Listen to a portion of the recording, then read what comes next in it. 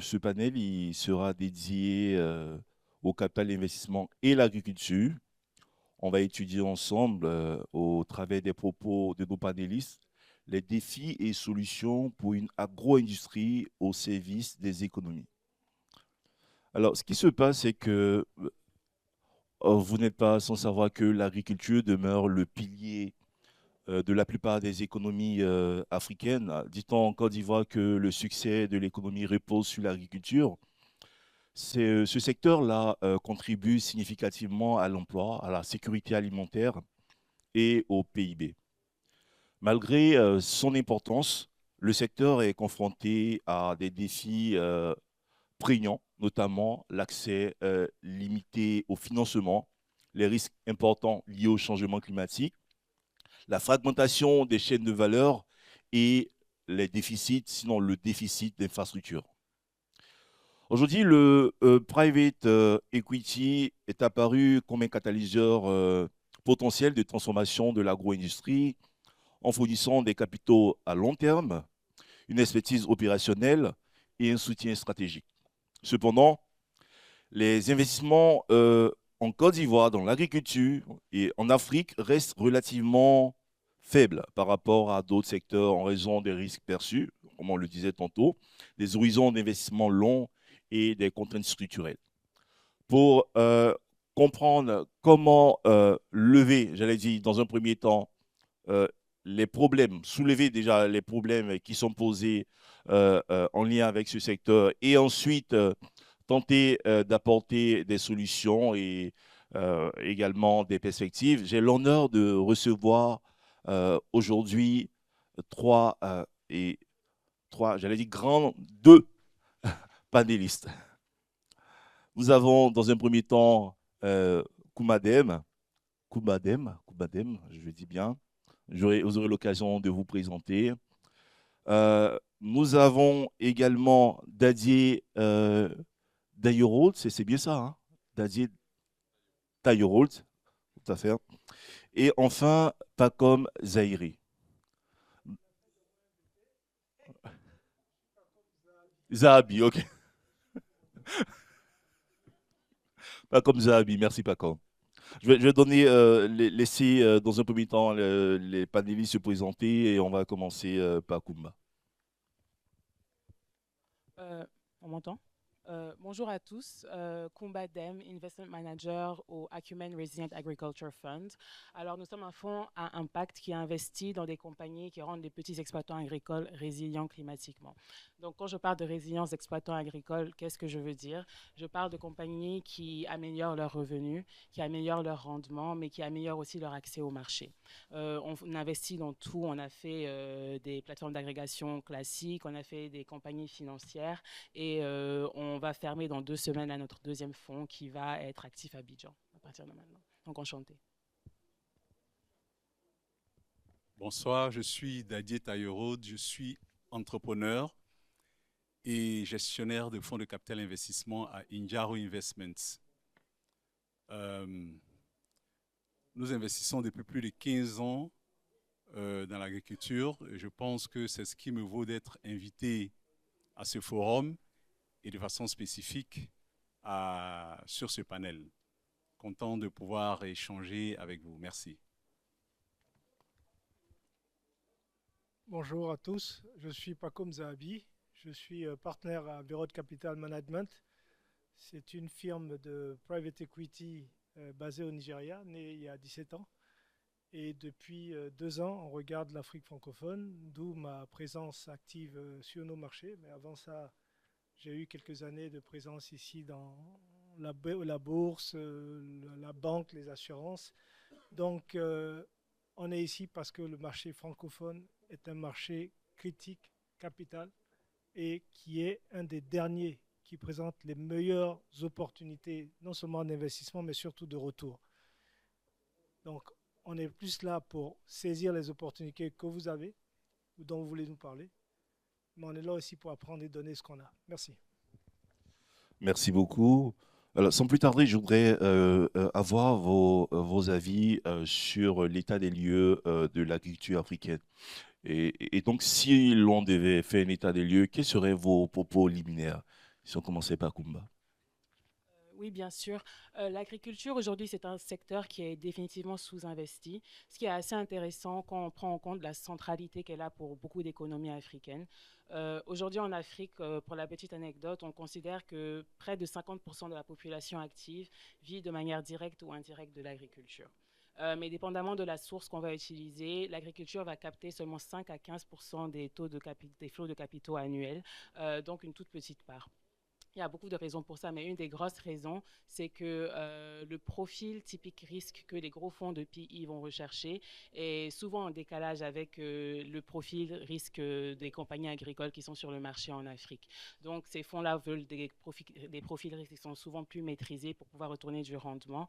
Mais l'agriculture, c'est une filière qui est risquée et qui nécessite du capital sur du plus long terme, mais aussi un accompagnement opérationnel fort de la part des investisseurs.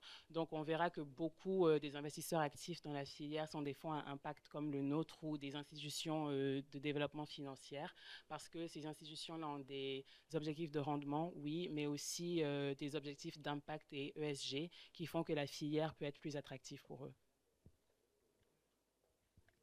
Oui, on poursuit avec vas-y, Dadier. D'accord. Je pense que je vais lui voler un mot, mais pas entre le financement et l'agriculture. L'état des lieux est simple. Je pense que l'agriculture en Afrique n'est pas financée. Elle est sous-financée et elle est mal financée. Merci. Merci de me donner la patate chaude. Vous avez entendu, hein, moi je suis plus là, je ne vais pas faire le même diagnostic, je le partage. Je suis là pour voir comment nous, en tant que private equity, on peut apporter quelque chose, une solution adaptée non seulement à nous, nos attentes, mais aussi peut-être aux attentes des acteurs du secteur.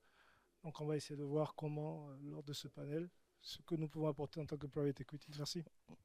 Merci beaucoup, Bakom. Mais si vous devez apporter une solution, est-ce que ce n'est pas après le diagnostic? Dans le cas de Virode Capital, quel diagnostic vous en faites justement? Écoute, il a été dit, hein, c'est un secteur qui est peut-être fondamental, mais qui manque de beaucoup de choses, pas seulement le financement, mais également de structuration, de gouvernance, de scalabilité, et puis de s'adapter aux nouvelles normes qui sont imposées à tout le monde avant de pouvoir recevoir l'argent, tout ce qui est normes d'environnement, etc. Mais quand on terminera ce panel, je vous parlerai de quelque chose d'autre, un gros risque qui pèse sur ce secteur et qui doit être également adressé, peut-être pas autour d'un panel de private equity, mais d'un panel de toutes les personnes qui vivent et dépendent de l'agriculture, c'est-à-dire toute l'Afrique. Merci. Merci beaucoup. Et si on, j'allais dire, on part sur la perception du risque de l'investissement agricole. Vous savez, on dit souvent que l'agriculture en Afrique notamment est trop risquée. Peut-être c'est ce qui explique justement son niveau de sous-financement. Est-ce que, de votre point de vue, c'est une réalité, ce profil hyper risqué? On cite parfois le climat, on cite également les sujets liés au foncier. Hein. Le foncier envoie ou emporte pas mal de conflits. De tribus, des conflits villageois, ou est-ce qu'il s'agit juste d'un manque d'outils adaptés pour évaluer le risque agricole? De votre point de vue, c'est quoi? Oui, c'est Kouma qui commence. D'accord. Est-ce que l'agriculture est trop risquée? Je ne sais pas. Ce qui est sûr, c'est qu'elle est risquée. On fait face à beaucoup de risques à tous les niveaux. Il y a les risques climatiques qui sont une évidence pour tout le monde, mais il y a aussi les risques structurels, comme vous avez mentionné, le foncier, les chaînes de valeur qui sont fragmentées. Il y a beaucoup d'acteurs, c'est pas toujours cohérent.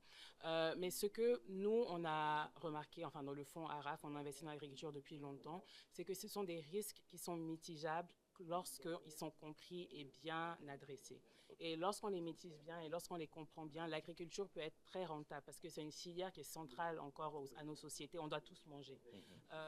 Donc, ce que le capital d'investissement doit faire, en effet, c'est bien adapter les outils à la filière parce que le contraire, ce n'est pas possible. Donc, on a mentionné des horizons d'investissement qui doivent être plus longs. L'agriculture, c'est une filière qui nécessite un accompagnement opérationnel fort, donc ce n'est pas un investissement passif. Il faut parler à ces entrepreneurs tout le temps, tous les jours, parce que tous les jours, il y a quelque chose de nouveau qui se passe. Donc, c'est une filière, en effet, qui a besoin, qui peut être très rentable à condition que les bons investisseurs s'y intéressent. Nadia, qu'est-ce que vous en pensez?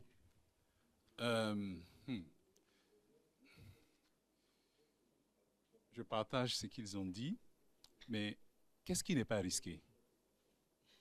Tout est risqué. Même manger est risqué. On avale de travers. Donc, il y a un mot que tu as utilisé, tu as dit perception. C'est ça. Donc, c'est de la perception. Il faut désagréger les choses. D'accord? Il n'y a pas une seule agriculture. Il y a beaucoup de choses dans l'agriculture. Il y a des chaînes de valeur entières, etc. Donc, pour moi, quand je regarde, c'est vrai qu'il y a des risques, mais il faut les identifier pour pouvoir les adresser. Il ne faut pas faire d'amalgame. Il ne faut pas mettre tout dans le même panier. C'est risqué, c'est trop risqué l'agriculture. Non, il faut désagréger pour pouvoir identifier les risques et les adresser. Et ça, je pense qu'on sait le faire. Nous ne sommes pas en train d'inventer l'agriculture en Afrique, ni en Côte d'Ivoire. D'accord? Peut-être qu'il y a des techniques, des technologies qui nous manquent encore, mais ça existe. Si on ne sait pas, on va chercher. D'accord? Donc pour moi, dire que l'agriculture est risquée, il y a des risques dans l'agriculture. Comme dans tous les autres secteurs d'activité, il faut les identifier, les comprendre pour pouvoir les adresser. Et ça, on sait le faire, heureusement. Merci. Merci beaucoup. Pacom? Il a dit, hein, le principe de l'investissement, c'est faire le bon équilibre entre tes risques et puis ton reward, ta rémunération. Donc, comme a dit Didier, il faut connaître, il faut savoir dans quel risque on investit. Parce qu'effectivement, si tu n'as pas une lecture de ces risques, c'est la roulotte, comment on appelle ça? La roulotte russe, non? J'ai vu. C'est la roulette russe. Donc, non, un investisseur qualifié ne fait pas ça.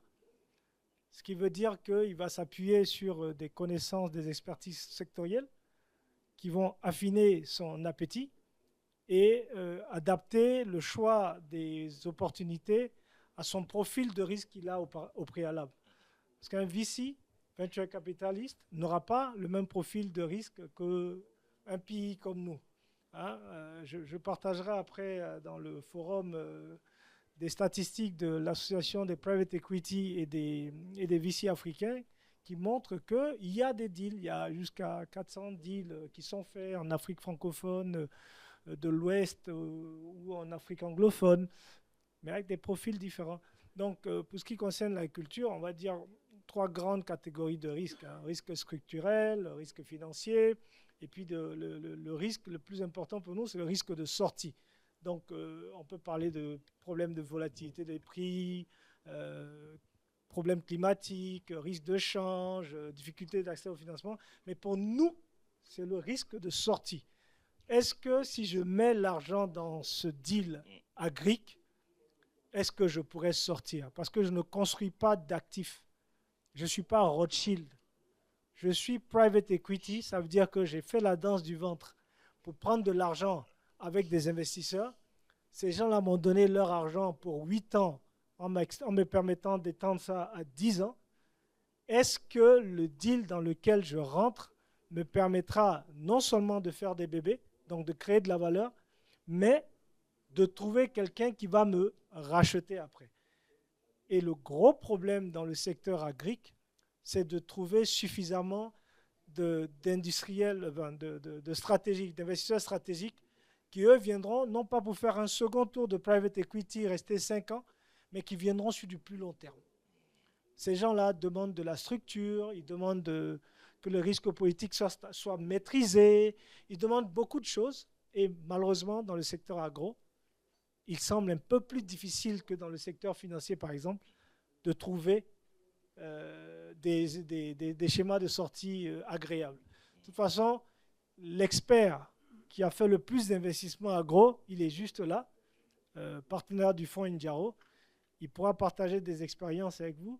C'est lui qui pourra dire est-ce que ce que je dis cause à la vérité. Tu me ramènes la patate chaude. Vas-y, Dadier. Non, ce que je veux dire, c'est déjà le capital investissement est relativement récent dans notre région, a fortiori dans le secteur agricole. Donc, il faut être patient, il faut être patient, il faut construire. Et nous sommes dans l'agriculture, on ne récolte pas avant d'avoir cultivé. Il faut cultiver pour pouvoir récolter. La plante ne pousse pas à partir des feuilles vers le bas. Elle commence à pousser à partir des racines. Voyez? Donc, j'emprunte vraiment ces images de l'agriculture pour dire qu'il faut construire. D'accord? Le métier de capital investissement est relativement récent dans notre environnement et il faut l'adapter. Nous en avons besoin. Il faut l'adapter. Et on a des intelligences, on sait comment structurer pour que l'agriculture soit rentable. Et je le dis de façon générale pour tous les secteurs d'activité. En général, on a du financement de risques à travers les institutions bancaires qui fonctionnent très bien. Mais on n'a pas de marché de financement en fonds propres dans notre environnement. Et ça, c'est pour toutes les entreprises. On n'a pas de marché de financement en fonds propres. Et qu'est-ce que les fonds propres font au financement en général? Les fonds propres, si vous regardez, ce sont les racines sur lesquelles les feuilles, le tronc, etc. viennent se poser. Vous n'avez pas de fonds propres, vous ne pouvez pas financer une entreprise sur du long terme avec de la dette. Malheureusement, parce que nous n'avons pas un marché de fonds propres, on mélange tout. L'agriculture doit être, l'investissement en agriculture doit être patient parce qu'on a besoin de construire. La plante elle a besoin de grandir. Et donc, il nous faut des fonds propres, surtout dans l'agriculture. D'accord? Malheureusement, on a un mécanisme de financement à travers les fonds de capital, le capital investissement qui est trop court. Moi, je dis souvent à nos investisseurs, 10 ans dans l'agriculture, c'est rien. Un minimum de 15 à 20 ans. Si vous regardez de façon empirique, toutes les entreprises industrielles, agro-industrielles qui ont été construites en Afrique ont été construites juste après les indépendances. En Côte d'Ivoire, on avait Palm Industrie, on avait la SAPH, on avait la CIDT, etc., etc. Ce sont des entreprises qui ont 60 ans aujourd'hui et qui se retrouvent entre les mains de privés. Donc ça prend du temps. C'est tout ce que je peux dire. Merci. Merci beaucoup. De vos réponses, je perçois quelque chose qui revient de manière redondante, c'est le long terme. La capacité pour ce secteur-là d'attirer des capitaux à long terme. Et j'ai envie de vous demander donc, qu'est-ce qui manque, quel est le chaînon manquant de la chaîne de valeur qui fait que justement ce secteur est répulsif finalement pour des investisseurs qui veulent s'y engager à long terme? Alors moi, je vais parler de quelque chose qui revient beaucoup, hein, c'est la bancabilité du secteur. Ce n'est pas l'opportunité qui manque. Je rencontre beaucoup d'entrepreneurs tout le temps qui sont dans la filière agricole. Mais combien de ces entrepreneurs ont des entreprises où je me sentirais confortable d'investir 500 000, 1 million de dollars? Pas beaucoup. Quand on parle de bancabilité, je parle de visibilité sur les revenus. pas trafiquer quelque chose et venir me dire j'ai fait 3 millions de dollars sur les 2 dernières années. Je parle de transparence. Il faut que je puisse suivre les activités de la compagnie, pouvoir dire à mes LP ce qui se passe quand il y a un problème. Je parle d'une entreprise qui a un business model établi, structuré, qui adresse en fait des failles dans la chaîne de valeur agroalimentaire. Tout ça, c'est quelque chose qui manque encore fortement dans les marchés locaux, dans la filière agricole, et c'est quelque chose qu'on doit pousser les entrepreneurs à faire. Je sais que ça prend du temps, c'est compliqué pour un entrepreneur qui veut être profitable rapidement de s'occuper de certaines choses, mais pour attirer du capital, malheureusement, c'est quelque chose qu'il faut il faut en faire une priorité en tant qu'entrepreneur qui veut construire quelque chose de durable. Bon, c'est vrai que sur cette question, on peut très rapidement se trouver dans la vraie problématique de la poule et de l'œuf. Sois clean et je te donne du blé pour grandir. Mais aussi la réflexion inverse. Ouvre ton capital, je rentre, je te structure, tu grandis et tu deviendras qualifié pour plus de capital, plus d'opportunités. Nous croyons, la réalité première, c'est vrai, mais nous pensons qu'il est possible de se mettre de l'autre côté. Mais on ne viendra pas sur des idées. On viendra sur des sociétés qui ont déjà un embryon d'activité qui marche et on se positionnera comme partenaire pour les accompagner. Évidemment, quand je dis nous, je ne parle pas de moi, mon fonds. Je parle du private equity, je parle des investisseurs financiers en général. Après, c'est chacun selon la taille. Hein. Pour vous donner un exemple, nous, notre ticket minimum, il est de 15 millions de dollars. Ça peut paraître gros quand on parle d'agriculture ici, mais quand on va sous d'autres horizons, c'est rien du tout. Quand vous allez en Zambie, il y a une société qu'on appelle Zambif. Ils prennent le bœuf, sa viande, sa peau, ses cornes, son lait, son sang, enfin, ils prennent tout, ils transforment tout. Le yaourt là-bas vient de chez Zambif, etc. Donc, eux, là-bas, ce serait un autre type de ticket. Alors, ce qu'il faut, c'est identifier dans nos pays l'existant. Il y a des sociétés de différentes tailles, avec différents profils de gouvernance, profil de succès économique, profil de positionnement marché, etc. Et chaque fonds va s'adapter, va trouver celui qui est adapté à son propre profil de risque, ce qu'il a dit aux investisseurs qui lui ont donné de l'argent. Et à ce moment-là, quand on rentre, ce qu'on apporte aux sociétés agro-industrielles ou aux sociétés qui sont dans le secteur, c'est du capital patient. Parce que déjà, on n'est plus sur du court terme. Ce n'est pas le découvert du sponsor, enfin de l'entrepreneur qui ira financer sa machine agricole. Non, pas du tout. Parce que c'est clair, un découvert, ça ne peut pas. La machine, quand on l'a achetée, il faut un certain temps avant que ça tourne. Donc, on va adapter le capital patient pour respecter le principe de la racine jusqu'aux feuilles, décrit par mon ami et grand frère. Après le capital patient, on va quand même venir améliorer la gouvernance. Parce que toutes les entreprises, ce qu'on dit de l'agriculture, en fait, ça vaut sur tout le secteur privé. Hein. Les entreprises sont souvent familiales. Les entreprises sont souvent faites par le technicien qui a décidé de quitter son emploi pour devenir entrepreneur. Ce qui veut dire qu'il y a toujours cette question de gouvernance qui peut être légère. Donc, s'il a un bon profil commercial, si son proof of concept a marché, peut-être qu'il faut lui donner le fameux coffre. Il faut lui donner le beau costume pour que quand il arrive devant la banque, on lui ouvre la porte. Si tu laisses venir un gars comme moi, les cheveux chevelus et hirsutes, on va le laisser dehors. Donc, il faut le structurer. Et c'est ce que nous apportons. Nous apportons cela en améliorant la gouvernance. Après, en fonction de l'expertise du fonds, il y a des fonds qui n'apportent pas que l'argent, qui sont vraiment présents au bord des travaux, etc. Il y en a d'autres qui ont des réseaux d'experts qui vont choisir pour venir accompagner l'entreprise ou bien qui peuvent lever de l'assistance technique pour accompagner l'entreprise. Donc, tout ce qui est transformation opérationnelle, pour que si l'entrepôt est à Angré, Château, et que la transformation se fait à Sokosé, vous voyez qu'il y a un problème.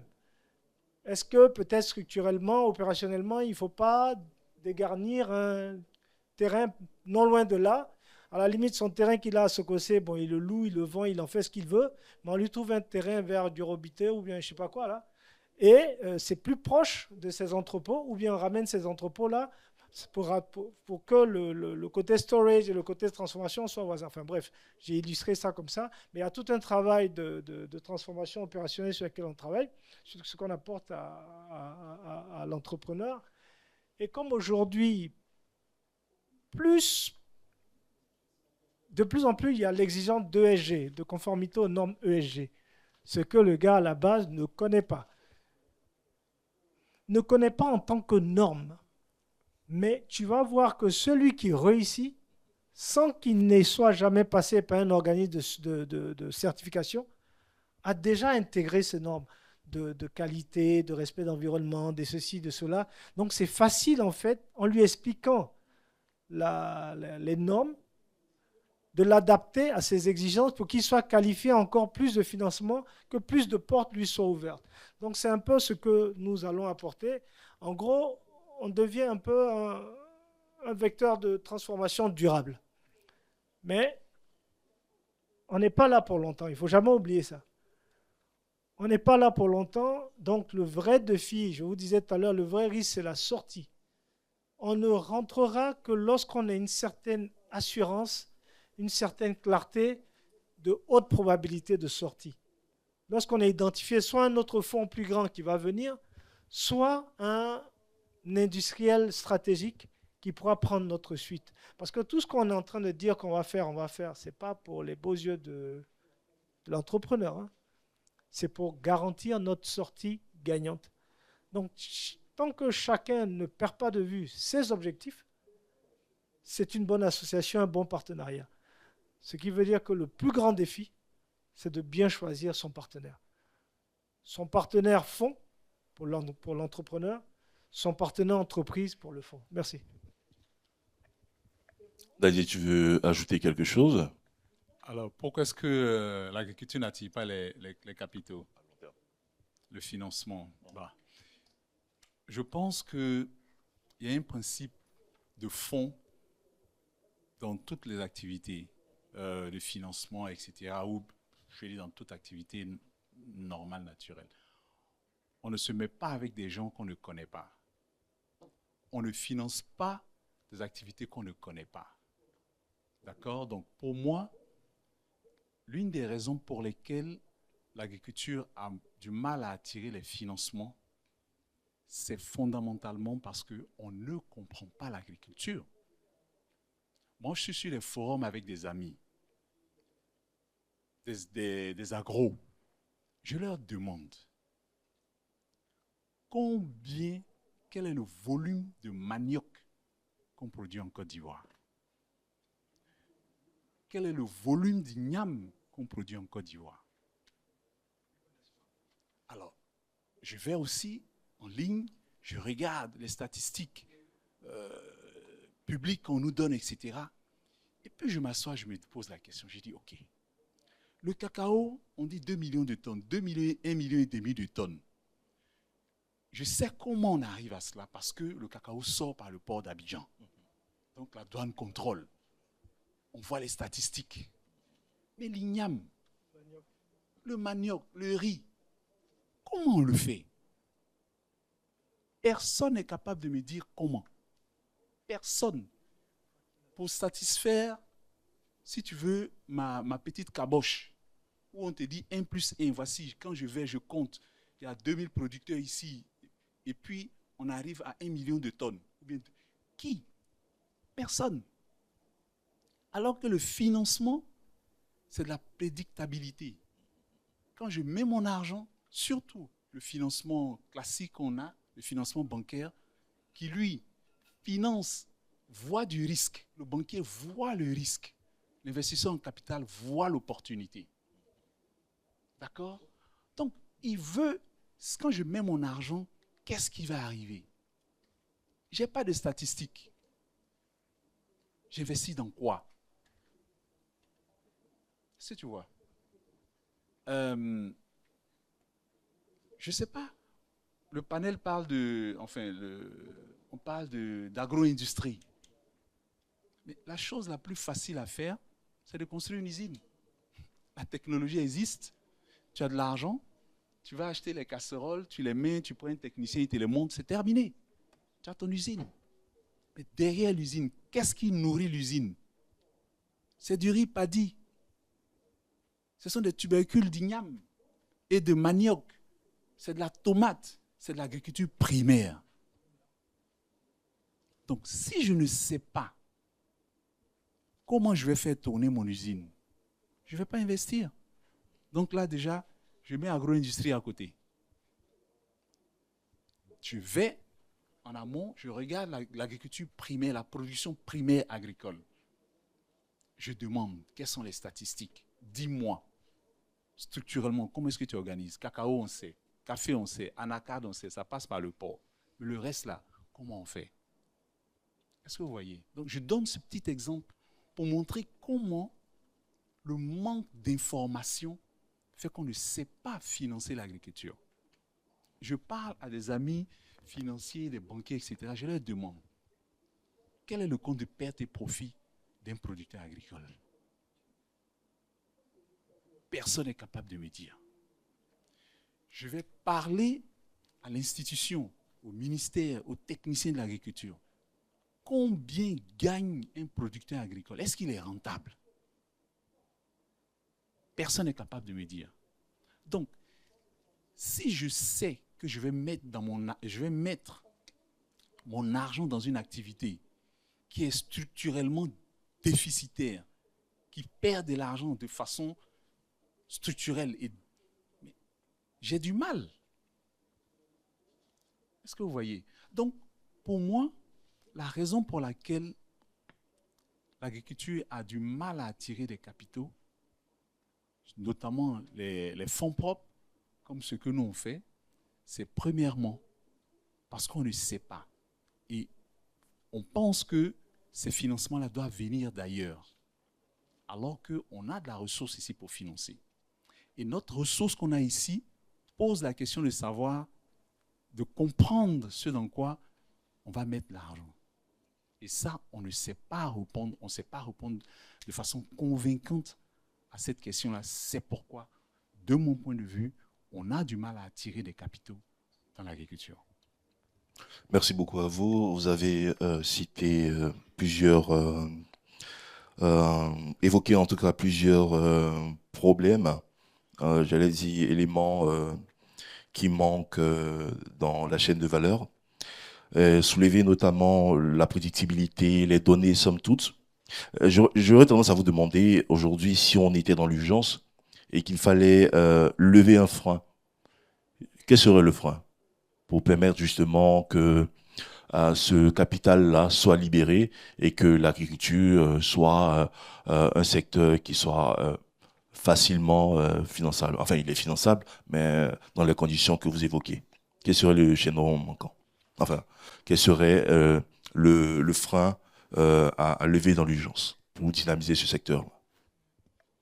Alors, de mon point de vue, si on parle d'urgence, je vais parler du frein réglementaire. Je pense que c'est Paco tout à l'heure qui a parlé de stabilité politique. C'est extrêmement important parce que les freins structurels, ils font partie intégrante de la filière. Ça fait des années qu'on essaie de lever ces freins-là et ça va encore prendre du temps de les lever. Mais la stabilité politique, la stabilité réglementaire, c'est quelque chose qui peut se faire très rapidement.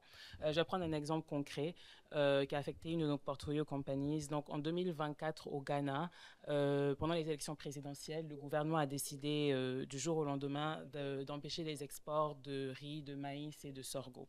Donc ça a eu un impact direct et mesurable sur une de nos portfolio compagnies au Ghana parce qu'ils n'ont pas pu remplir des contrats qu'ils avaient à l'étranger dans ces filières-là à cause de l'interdiction d'exporter. Après, ils ont pu avoir des exceptions, mais le mal avait déjà été fait parce qu'ils ont underperformé en 2024 de 12% par rapport à ce qu'ils avaient planifié au budget. Donc, ce genre de coût imprévisible, c'est quelque chose qui est une barrière directe à l'investissement. En tant qu'investisseur, on veut de la stabilité, on veut de la prévisibilité parce qu'on doit rendre du capital. Donc, c'est quelque chose et le réglementaire, c'est complètement hors de nos mains. Il n'y a aucun moyen de le mitiger. Quand ça arrive, on est obligé d'obéir. Donc, pour attirer de l'investissement durablement dans la filière agricole en Afrique, pour moi, c'est quelque chose qui doit être adressé le plus rapidement possible. Donc le réglementaire pour Kumba. D'accord, vous voulez ajouter quelque chose?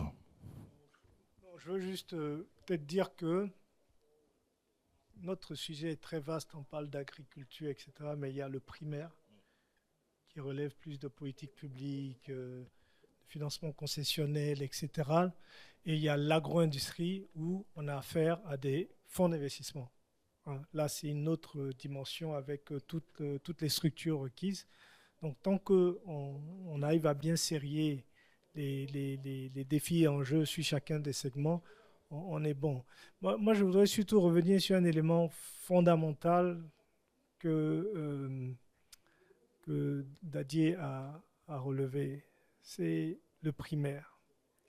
Vous savez, on va dans les conférences, ça se passe bien, tout le monde parle de transformation, c'est le débat. C'est bien, c'est très à la mode. Bon, pour ceux qui ne me connaissent pas, je suis en général très polémique. J'ai eu l'habitude de prendre des coups, donc ça ne me gêne pas. Mais à mon âge, je commence à préférer en prendre moins. Donc je vais être un peu plus doux. Il faut qu'on repense l'agriculture, non pas comme quelque chose à soutenir, aspect développement, lutte contre pauvreté, etc. Mais qu'on doit le voir comme un secteur économique dans lequel investir. Je ne sais pas, ceux qui ont connu Houphouët-Boigny, avec deux grands mots, retour à la terre et autosuffisance alimentaire. Je ne sais pas qui a connu ça. Voilà. Merci, grande sœur. Ce sont des mots négatifs. Ce sont des mots négatifs. Mais ça collait avec la chronologie de notre pays. On sort de l'indépendance, les populations restent assez rurales, il y a l'afflux à la ville, il faut trouver un moyen de ramener la déchetterie humaine qui a été créée par les crises de 1985. Donc, tant que l'agriculture est vue comme un parent pauvre, tant que c'est vu comme l'exutoire des déchus, on n'arrivera nulle part. Mais quelles sont les économies les plus riches au monde? Regardez le niveau de leur agriculture. On vous parle de BRICS. Brésil, ce n'est pas la samba qui les a mis dans les BRICS, hein. C'est l'agriculture. La France pavoise, ce n'est pas en technologie, ni militaire, ni rien du tout, c'est en agriculture. Alors, quand on va changer le paradigme sur l'agriculture, quand on ne va pas associer agriculture et paysannerie, quand on va chercher à donner à nos parents les moyens de devenir riches, de rechercher la richesse et de la créer, les choses vont changer. Aujourd'hui, il y a un terme que je vais vous inviter à aller chercher, tokenisation. Tokenisation de l'agriculture ou des terres agricoles. Ça veut dire quoi? On fait de la terre arable la source de création d'instruments financiers. Tu as 1000 hectares de terrain arable, donc propice à l'agriculture. Tu en fais une propriété, tu découpes en petits morceaux et c'est vendu par Bitcoin partout dans le monde. Un Chinois va prendre 2, etc. etc. Bon, c'est un peu plus sophistiqué que ça. Mais si les Blancs commencent à s'intéresser à ça, il faut regarder. Ce que Blanc regarde est toujours bon. Ce que nous voyons comme pauvreté, on ne veut pas aller au village, etc. Mais en fait, la richesse, c'est la terre arable. Dans tous les grands pays, tous les grands fonds, des fonds comme BlackRock, investissent dans la tokenisation pour devenir propriétaires soit de terres arables ou soit de production agricole. Alors, si ces gens qui ont l'argent regardent la terre comme l'élément crucial, quand les gens de l'Émirat arabe uni achètent des terres en Europe de l'Est, quand les Chinois achètent des terres ici, par exemple, aux États-Unis, 25% des porcs, j'écoutais ça aujourd'hui sur YouTube, là, 25% des cocotiers aux États-Unis appartiennent aux Chinois. Des quoi, pardon? Ah, D'accord. Donc, vous comprenez, ça veut dire quoi? Ça veut dire que pendant qu'on nous bassine avec la transformation, on n'ouvre pas les yeux sur l'élément le plus important, qui n'est pas seulement le primaire, mais qui est la souveraineté foncière. Donc, je vous ai dit, faites gaffe, je suis polémique. La préemption de l'État sur les terres est un danger pour les populations parce que si nos États veulent rapidement avoir de l'argent et qu'elles se lancent dans cette tokenisation, tous nos villages vont perdre leurs terres, ce sera transformé en produits financiers, vendus rapidement et en une semaine, ce qu'on lève en dette, on peut le lever en une semaine en equity en vendant la terre arable. Dans nos pays, la terre s'arrache par milliers d'hectares par des puissances étrangères. Pourquoi? Parce qu'elles veulent externaliser leur sécurité alimentaire. Et donc, si nous, Africains, on ne commence pas par revoir comment on protège la terre, non pas pour dire oui, les Burkinabés ne doivent pas venir, non, ça c'est un faux débat, ce n'est pas ça. C'est plus structurel. Si on ne préserve pas ce qui nous permettra de produire demain le primaire, on va perdre sur toute la chaîne de valeur. On peut avoir un superbe PIB, des grandes productions agricoles qui exportent, mais qu'est-ce qui va se passer? Le pays qui a l'argent, mais qui a des terres arables, va acheter des terres ici, ou des sociétés agricoles ici, appartenant à des têtes de pipe comme nous, Ivoiriens ou quoi. Mais en fait, la holding company qui est à Jersey, Maurice ou quelque part là-bas, est la vraie propriétaire.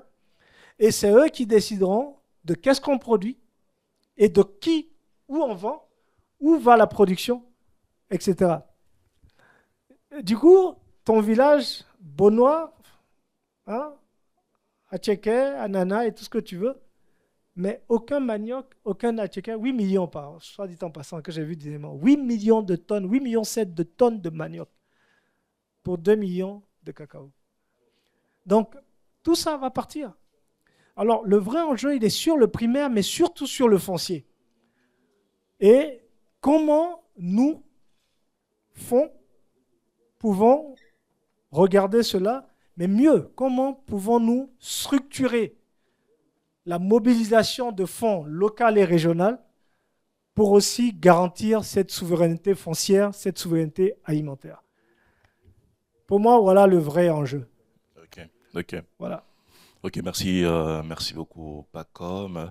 Tu évoques justement, toi, l'approche qu'on a vis-à-vis de l'agriculture. Tu soutiens qu'il faut changer de paradigme vis-à-vis de l'agriculture pour la rendre, j'aurais tendance à dire, enfin, je ne vais pas utiliser ce terme-là, d'aucuns disent fancy, enfin, ou sexy, enfin, attractive, on va dire ça comme ça, voilà. J'ai envie de, enfin, j'aurais tendance à dire, on a évoqué pas mal de difficultés, mais il n'en demeure pas moins qu'aujourd'hui, le capital accompagne toujours des entreprises qui performent, des entreprises qui réussissent. Je voudrais vous demander si vous avez des cas d'entreprises qui ont réussi justement à transformer leur entreprise à travers votre accompagnement. Si oui, comment le deal a été structuré? Oui. Oui. Juste avant de passer à cet aspect, Oui. pour un peu boucler sur ce que je disais, j'ai 3 petits exemples. Hein. Vas-y. Quand je vous dis Bill Gates, vous pensez à quoi? On n'a pas le temps, hein. Vite, vous pensez à quoi? Ted Turner, CNN, Église des saints des derniers jours. Utah. Voilà, Utah, d'autres vont penser paradis, etc. Mais je viens de vous citer des gens qui sont dans le top 10 des plus gros propriétaires terriens privés. Bill Gates, numéro 10, il a 98 000 hectares. Ted Turner, numéro 7, il a 809 000 hectares. L'Église, 1,7 million d'hectares. Et puis le plus gros, il a 7,2 millions d'hectares. C'est une famille, Oldfield et Costello, ils sont essentiellement en Australie. Et eux tous ont pris ces réserves-là, non seulement pour la production avec l'intégration de nouvelles technologies, etc., mais dans un souci de respect de l'environnement. Pas par moralité, mais parce qu'ils ont compris que la vraie richesse demain est la terre et qu'il ne faut pas la détruire. Quand on voit dans nos pays, vous prenez par exemple tout le verger nord, où l'anacarde est arrivée à l'époque, non pas en tant que produit agricole, mais pour bloquer l'arrivée du désert. Aujourd'hui, c'est bon, on dit c'est... Mais les terres sont... Je ne sais pas qui est du nord qui connaît, mais les terres sont en train de mourir. Les terres deviennent de plus en plus pauvres, ce qui veut dire que pour le même rendement, on doit élargir les surfaces. Voilà, on doit élargir les surfaces. Donc, l'enjeu est de non seulement bien produire en respectant la terre, mais aussi de réparer la terre. Okay. Donc ça, c'est un enjeu stratégique. Et voilà quelqu'un là-bas qui sait ce que c'est d'accompagner les communautés. Donc si tu permets... Ouais, on y reviendra justement lors des Q&A, pas de souci. On revient justement à ce cas-là que j'évoquais, Kumba. Est-ce que tu as une expérience justement d'accompagnement d'entreprise agricole qui s'est transformée, un accompagnement réussi? S'il y a eu deal, comment il a été structuré? Oui, alors je peux parler d'une entreprise dans laquelle on a investi en 2023 au Nigeria. Alors, on a investi à l'époque, on a investi en pré-série A, donc on a fait une safe note. Donc, techniquement, aujourd'hui, on n'a pas d'equity, mais on va... Pardon, vous m'entendez? Ah, vous m'entendez? Ok, d'accord. Je reprends ou vous avez entendu? Ok, d'accord. Donc, je continue. Donc, on a investi en 2023 en pré-série A sous forme de safe note. À l'époque, ils ont levé, je crois, autour de 2 ou 3 millions de dollars et on a investi à hauteur de 500 000 dollars à cette époque-là. Ce qui nous a attiré donc, dans le modèle financier à l'époque, c'était juste une plateforme d'agrégation. Donc, l'entrepreneur se fournissait dans un réseau d'exploitants agricoles et revendait sur les marchés locaux et internationaux. Mais ce qu'il faisait bien et qui nous avait intéressé, c'est qu'il avait un réseau d'agriculteurs solide. Il travaillait avec près de 80 000 exploitants agricoles à l'époque déjà et qu'il avait développé un framework intéressant pour faire des prêts à ces exploitants agricoles-là sous forme d'intrants, ce qui contribuait à les fidéliser. Donc, après investissement et après avoir eu accès au capital, il a aussi bénéficié d'assistance technique de notre fonds parce qu'on fait de l'assistance technique pour nos portfolios compagnies pour l'accompagner, mais aussi d'assistance au niveau stratégique avec des experts qui l'ont accompagné. Et il a pu optimiser sa plateforme, en fait, pour faire de ces exploitants agricoles-là des gens bancables. C'est-à-dire qu'il a utilisé tout l'historique financier qu'il avait sur eux pour créer des profils de crédit, des historiques financiers. Et donc, à travers sa plateforme, maintenant, on peut les rendre bancables. Aujourd'hui, à travers lui, ils ont accès à des comptes en banque, ils ont accès à des prêts, ils ont accès à de l'assurance. Et il va même plus loin. L'année dernière, il a fait un partenariat avec une banque. Il a pu délivrer près de 100 000 cartes de débit aujourd'hui à des exploitants agricoles. Et en fin d'année 2025, il a officiellement obtenu sa licence de microcrédit au Nigeria. Donc, c'est très, très intéressant. C'est une belle histoire, je trouve, parce que quand on lui demande aujourd'hui où il voit sa compagnie dans 5-10 ans, il ne parle même plus d'agréger, il parle de devenir une banque. Donc, un switch complet de son business model. Et je trouve que c'est une très belle histoire parce que ça montre ce que le capital investissement peut accomplir dans la filière quand les entrepreneurs et les investisseurs sont alignés et peuvent travailler ensemble. Merci beaucoup. Dadi, est-ce que tu as une success story comme ça? Il faut que j'y réfléchisse un peu, mais je pense que oui. Mais qu'est-ce que je vais dire? Success stories. Avant de parler de la success story, parce qu'il faut que je structure, tu as demandé tout à l'heure si on est pressé dans l'agriculture. Si on est pressé. Si on devait prendre une ouais, décision. ok, d'accord, j'ai pas posé ces questions, les questions, ces thèmes-là. Dans l'urgence, justement, quel serait j'allais dire, ce que... il faut faire rapidement. Voilà, exactement. Ce qu'on devrait faire dans l'urgence, justement, pour dynamiser ce secteur-là, ce serait quoi? Voilà. Justement, on n'est pas dans l'urgence. Voilà, c'est ce que je voulais dire. Dans l'agriculture, dans le développement, on n'est pas dans l'urgence. Non, après, l'urgence, c'est ce que vous évoquiez, justement. Il y a pas mal de limites, comment le dire en français? Je cherche le mot en français, mais bref. C'est la même chose. Il y a pas mal finalement de freins au dynamisme du capital dans le secteur agricole.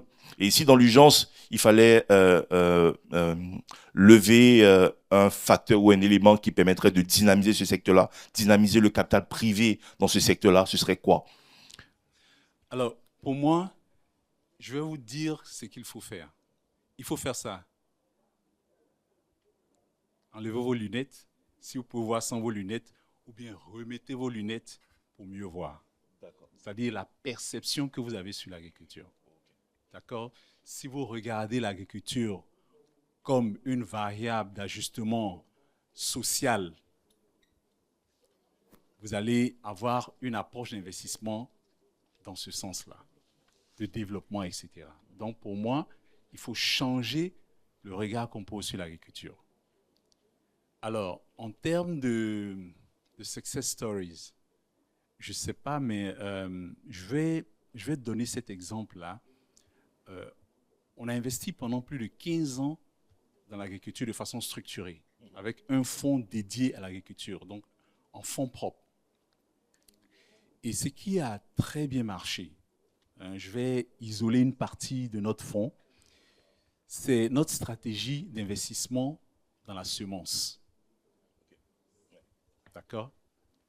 En termes de résultats, sur 5 entreprises dans lesquelles on a investi, une au Ghana, une au Niger, 2 au Mali, une au Ghana, une au Niger, 2 au Mali, et puis une au Burkina. Sur les 5, nous avons fait des sorties sur les 5. Déjà sur la semence, qui est un produit de niche qui ne devrait pas être. Parce que toute la productivité agricole se trouve dans la matière végétale. La qualité de la semence, la qualité des boutures, la qualité de la pépinière. D'accord?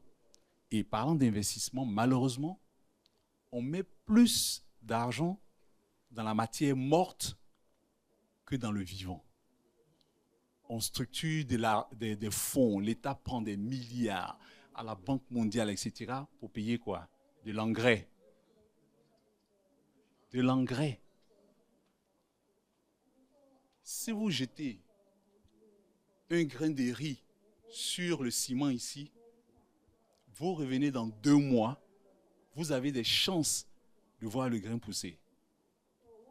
Si vous mettez là une tonne d'engrais, vous revenez dans 1 mois, vous n'aurez rien à l'intérieur. Je vous ai dit qu'on met l'argent, on ne met pas l'argent là où il faut. C'est vrai, l'engrais, c'est un intrant, ça corrige, etc. Il y a beaucoup d'autres choses. Mais personne ne met de l'argent dans le vivant. Et nous l'avons fait avec notre fonds. On a investi dans ces 5 entreprises. Non seulement nous avons fait 5 sorties, et sur les 5, il y a 4 entreprises qui nous ont retourné de l'argent. Pas peut-être autant qu'on voulait, mais qui nous ont retourné de l'argent. Pour ceux qui font notre métier, ils savent ce que ça veut dire. Ça soulage. C'est très important. Ensuite, celle qui n'a pas encore retourné l'argent, elle n'a pas retourné l'argent. Pourquoi? Parce qu'elle a eu un contrat avec l'État qui n'a pas payé. Donc, depuis 4 ans, l'État n'a pas payé. Cette entreprise, elle a la chance de mourir 100 fois avant de revenir. Vous voyez, donc, c'est un exemple pour moi de réussite dans l'investissement agricole. Et je parle de la semence parce que le coefficient multiplicateur dans la semence, il est énorme. Vous achetez une semence, 20 kg de semence à 3 000 francs, ou bien 1 kg de semence à 3 000 francs, 20 kg de semence pour 1 hectare, ça va vous faire 60 000 francs. Vous passez d'une demi-tonne de maïs à l'hectare à 6, 8, 10 tonnes de maïs à l'hectare. Vous vendez votre kilo de maïs à 150, 200 francs aujourd'hui, à peu près. Regardez le coefficient multiplicateur. Personne ne met un radis dans la semence. Est-ce que vous voyez? Donc, je donne cet exemple-là. Pour nous, c'est une très belle réussite. Ça, c'est la première des choses. Et ça montre clairement que dans l'agriculture, si on investit là où il faut, et comme il faut, avec les ressources qu'il faut, parce que j'ai dit l'agriculture, elle n'est pas investie, elle est sous-investie, et elle est mal investie. Donc, quand on règle ces questions-là, en tout cas, l'investissement devient un intrant productif dans l'agriculture. Merci. Merci. Bah, comme je veux venir à vous avec cette question-là, c'est l'idée de savoir si, de votre point de vue, le pays peut être rentable en intégrant dans l'agriculture justement les impacts climatiques et les critères ESG. Est-ce qu'on peut être rentable avec ces critères-là? Je ne veux pas parler plus longtemps, j'aurais dit oui. Comment? Deux questions. Non, s'il y a bien un domaine dans lequel, bon, dans l'ESG, il y a beaucoup de choses. Vous avez eu les débats en bas, ils ont fait se frapper s'il y a fait de l'ESG. Il y a d'environnement dedans. L'agriculture. Regardez, en France, dans les pays occidentaux, il y a les partis verts, partis écolos. Il y a combien de partis écolos dans nos pays? Alors que s'il y a bien des gens... Vous faites référence aux partis politiques, c'est ça? Oui, qui sont menacés par la dégradation de l'environnement, ben c'est l'Afrique. Pourquoi? Parce que c'est l'Afrique qui a comme première richesse la terre, aussi bien en surface, pour l'agriculture, l'élevage, la pêche, qu'en dessous, pour le minier. Donc, oui, en intégrant cela, les critères E de ESG, on peut améliorer le retour sur un investissement dans le secteur agro. Mais encore, comme j'ai dit, il faut prendre les normes telles qu'elles sont définies internationalement, les traduire dans nos langages locaux pour que la compréhension locale de ces normes soit là, parce que nos parents avant, ils respectaient l'environnement. Parce qu'ils savent que s'ils font ça comme ça, là, l'année prochaine, ça ne va pas marcher. Donc, ils le savent. C'est comment maintenant les structurer. Et ça, on est sur le primaire. Je disais, le primaire, c'est du domaine souverain. Ce sont les politiques publiques qui doivent encadrer et accompagner ce volet. Même si on a des grosses plantations industrielles, les normes, dernièrement, il y a eu un gros scandale. Enfin, il n'y a même pas eu un gros scandale. Il y a eu juste l'article. Il n'y a pas eu de scandale. Un gros producteur de bananes, de plus grand, qui tuait totalement la terre et les nappes phréatiques avec les pesticides, etc. qu'il fait. Il se fait de l'argent. Oui, moi en tant qu'investisseur, si je regarde que l'argent, oui. Mais ceux auprès de qui je fais la danse du ventre pour lever de l'argent, qui me mettent des normes, me disent niet. Donc lorsque ces pollueurs, petit à petit, auront moins de capital, et lorsque ceux qui respectent l'environnement auront plus accès au capital, l'histoire va changer. Mais ça prendra du temps. Les seuls capables d'accélérer son mouvement, c'est ceux qui ont le pouvoir public. Donc, on va encore nous dire qu'on met tout sur la tête et l'épaule de l'État, mais nous sommes encore dans des économies où l'État est majeur. Et même lorsqu'on monte dans les pays développés, quand vous voyez chaque année, quand il commence à faire beau, les agriculteurs qui font leur grève en France, c'est un pays développé. Ça veut dire que jusqu'à, oh là là, comme on dit en Côte d'Ivoire, l'État a son rôle à jouer par une vraie politique de développement agricole, où le mot développement ne veut pas dire sortie de pauvreté, mais ça veut dire création de richesse. Peut-être pour rejoindre nos amis dans des exemples clairs d'investissement qui réussit, ce n'est pas un investissement dans lequel, enfin, ce n'est pas quelque chose que nous avons fait, mais c'est quelque chose que nous aurions aimé faire si nous étions déjà en Côte d'Ivoire lorsque l'opportunité s'est présentée. La Côte d'Ivoire aujourd'hui est numéro 1 mondial dans la production de noix brutes de cajou. On est premier exportateur. Donc on reste encore dans du primaire pur sans intégrer la chaîne de valeur. Mais depuis quelques années, le gouvernement a mis des initiatives pour que la transformation passe de 0 à près de 40-45% aujourd'hui. Dernièrement, il y a EBRD qui vient de s'installer dans nos pays, Sénégal, Bénin, Nigeria, etc. Dernièrement, ils viennent de signer des chèques de 60 millions de dollars chacun à 3 transformateurs dans le secteur cajou. Je ne ferai aucun commentaire dessus parce que je suis en train de leur donner de l'argent. Mais ce sont des transformateurs internationaux. Ce sont des Vietnamiens, des Asiatiques qui se sont rapprochés du lieu de production en venant ouvrir ici avec leurs moyens, en levant des capitaux chez eux à moindre frais pour venir ici. Ça n'a pas été protégé. L'avenir du cajou n'a pas été protégé. Tout comme le cacao est parti de nos mains, malgré toutes les petites polémiques, l'avenir du cajou aussi est en train de partir. Parce que, non, il ne s'agit pas simplement de dire fermer la porte aux étrangers, c'est une bêtise. Mais comment structurer pour que la richesse créée soit localement recyclée, soit par la propriété du capital, donc un local content. Je vous inviterai à aller regarder le capital de ces sociétés pour voir il y a combien de trucs. Soit par l'emploi senior et dirigeant d'expertise locale avec transfert de compétences locales. Encore, ça doit être surveillé. Donc, en exemple simple, il y a une société qu'on appelle Cashew Coast, qui est née en fait par le rachat d'une usine totalement distressed, qui était à Zaguier. Donc, ils ont racheté un passif. Et ils ont turn around ce passif. Jusqu'à un moment, voir que un des éléments qui font que cette boîte ne marchait pas, c'était son implantation à Zaguier.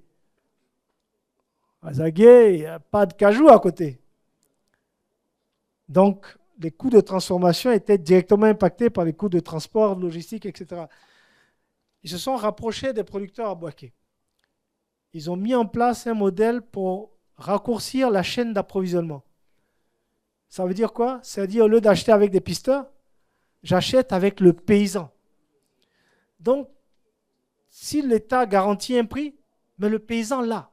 Si l'État dit 425, même si le prix est discutable, même si le prix peut avoir parfois des réalités plus électoralistes qu'économiques, ça reste le prix minimum. Ça reste le prix auquel le producteur doit prétendre. Mais quand vous lui mettez une dizaine d'intermédiaires, les intermédiaires vont bouffer les 425, là c'est vrai, mais le paysan aura 200. Et si tu attends un peu en surveillant ses problèmes personnels, tu peux avoir à 150. Ce qui veut dire que tu es en train de créer de la pauvreté alors que le gouvernement a mis des mécanismes de protection du prix.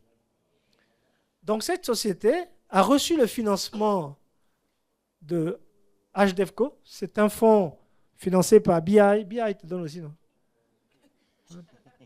C'est les Blancs, hein, ils nous donnent l'argent. Donc, ils ont reçu 9 millions de dollars de la dette avec un equity kicker, une dette qui a une composante investissement et une composante pre-export financing. Donc, une belle structuration. En 2024, ils produisaient 9000 tonnes. Et ils accompagnaient directement 6000 planteurs. 2024. Hein. 2025, ils passent à 19 000 tonnes. Ça va être plus du double. Et ils passent de 6 000 planteurs à 17 000 planteurs. Imaginez l'impact. Je ne sais pas si vous voyez un peu ce que ça représente en termes d'impact. L'agriculture, en général, il y a toujours de l'impact, mais voilà ce qu'un private equity peut faire à un acteur qui est responsable. Parce que si l'acteur n'est pas responsable, la dimension impact disparaîtra, la dimension recyclage local de richesse disparaîtra. Et aujourd'hui, cette société a acquis des participations dans des sociétés de transformation de produits alimentaires européennes. Et cette société développe aujourd'hui une marque B2C qui est présente dans des chaînes de grande distribution. Je ne vais pas faire la publicité. Les grandes chaînes de distribution occidentales, avec le Made in Côte d'Ivoire dessus. Et l'élément le plus fort, c'est la traçabilité. C'est-à-dire que le produit qui est vendu dans le supermarché en France, tu scannes dessus, tu sais exactement de quel village viennent les noix qui sont dans le sachet. Et c'est possible. C'est possible. Voilà ce que nous apportons.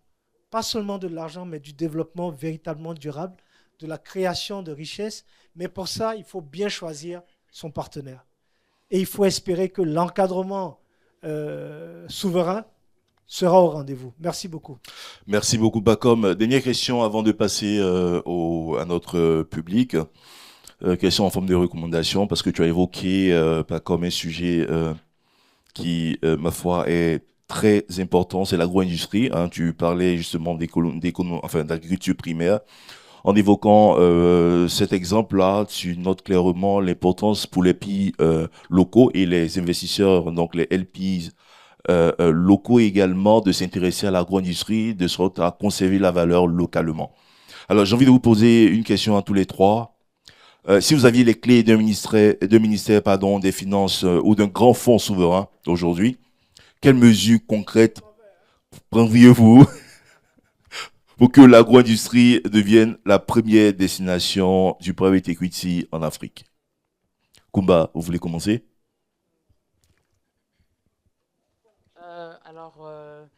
Donc, disons que vous êtes son excellence, Madame Madem, et vous devez prendre une décision, vous devez poser une action pour que le pays, enfin, l'agro-industrie devienne la première destination du pays en Afrique. Vous faites quoi?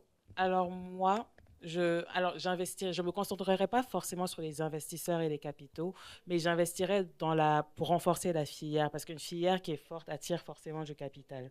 Donc, des choses concrètes dans lesquelles j'investirai, que je vois qui marchent bien, c'est des espaces de stockage un peu partout, même dans les zones les plus reculées, par exemple, pour que les petits exploitants puissent vendre et avoir accès au marché en éliminant tous les intermédiaires, comme Paco me l'a dit tout à l'heure. J'investirai dans des accélérateurs aussi pour les entrepreneurs, pour les accompagner à se rendre bancables et à structurer leurs entreprises. Et aussi dans des programmes de training, entraînement pour les petits exploitants agricoles, parce que pour leur apprendre à mieux cultiver et à utiliser des intrants correctement pour justement sécuriser la production. Donc 3 choses concrètes, je pense, ça serait ça. Merci beaucoup. Dazier? Je comprends la question, mais je refuse d'être... Tu refuses d'être ministre? Je refuse d'être ministre. Soit fonds souverain alors. Je reste l'entrepreneur que je suis, passionné par les entreprises, l'agriculture, etc., le développement. Alors, s'il y a une chose que oui, il faut me donner un fonds de 500 millions de dollars. Et je sais que je peux transformer 2 ou 3 chaînes de valeur, clairement. Et ce que je ferai, ce que j'ai dit tout à l'heure, on n'est pas pressé. On n'a pas besoin de choisir quelque chose de spécifique, parce que c'est un sujet qui est complexe. Nous ne sommes pas encore arrivés au stade où, sur une chaîne de valeurs, on peut isoler des individus, des entités, etc., et pouvoir faire tourner la chaîne des valeurs toute seule. Donc, si je suis à la tête d'un fonds de 500 millions de dollars de façon hypothétique dans l'agriculture, je vais choisir des chaînes des valeurs qui peuvent faire 2 choses, surtout dans l'agriculture. Des chaînes des valeurs qui peuvent nous permettre de produire ce qu'on mange et de manger ce qu'on produit. D'accord? J'aime pas prendre des exemples à l'extérieur, mais je ne veux pas m'empêcher. Vous voyez les Chinois? Les Chinois ont choisi les productions agricoles les plus prolifiques. Ils sont 1 milliard, 2 milliards, 3 milliards, 4, 1 milliard 5. Ils ont choisi les productions agricoles les plus prolifiques dans lesquelles ils investissent, mais de façon massive. La porciculture, l'aviculture, la pisciculture, et dans la pisciculture, la carpe. Ils sont imbattables. Vous savez pourquoi?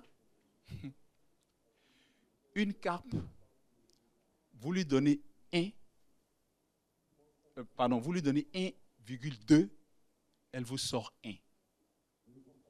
D'accord? Parce que les animaux, ce sont des machines à produire de la protéine, hein, à partir de la protéine. Donc, vous donnez de la protéine à un animal, il vous donne de la protéine. C'est tout. À travers son système digestif, il vous donne de la protéine. Et il y a des déchets. Donc, si vous donnez 1,2 ou 1,5 de protéines à une carpe, il vous sort 1. Et les Chinois ont très bien compris. Donc, le porc, la carpe, la volaille ont un rendement extrêmement intéressant pour eux. Et puis le reste, ils font faire ça aux autres. La Chine est le premier pays importateur, un premier pays client du Brésil, qui, eux, détruisent des centaines de millions d'hectares pour produire du soja, du maïs, pour produire la viande de bœuf. Vous voulez dire exportateur, non? Oui, Ça, oui, ça dépend d'où on se situe. c'est ça, exactement. Ouais. En tout cas, premier client de gros ruminants du Brésil. Ok. D'accord? Chez eux, ils sont sur les petites choses qui sont très efficaces. D'accord? Chez nous, ici, on peut faire ça très facilement. C'est 300 milliards de tonnes, non, 300 000 tonnes, je crois, de carpe qu'on importe en Côte d'Ivoire par an. 500 millions de dollars. On peut produire de la carpe ici, très facilement.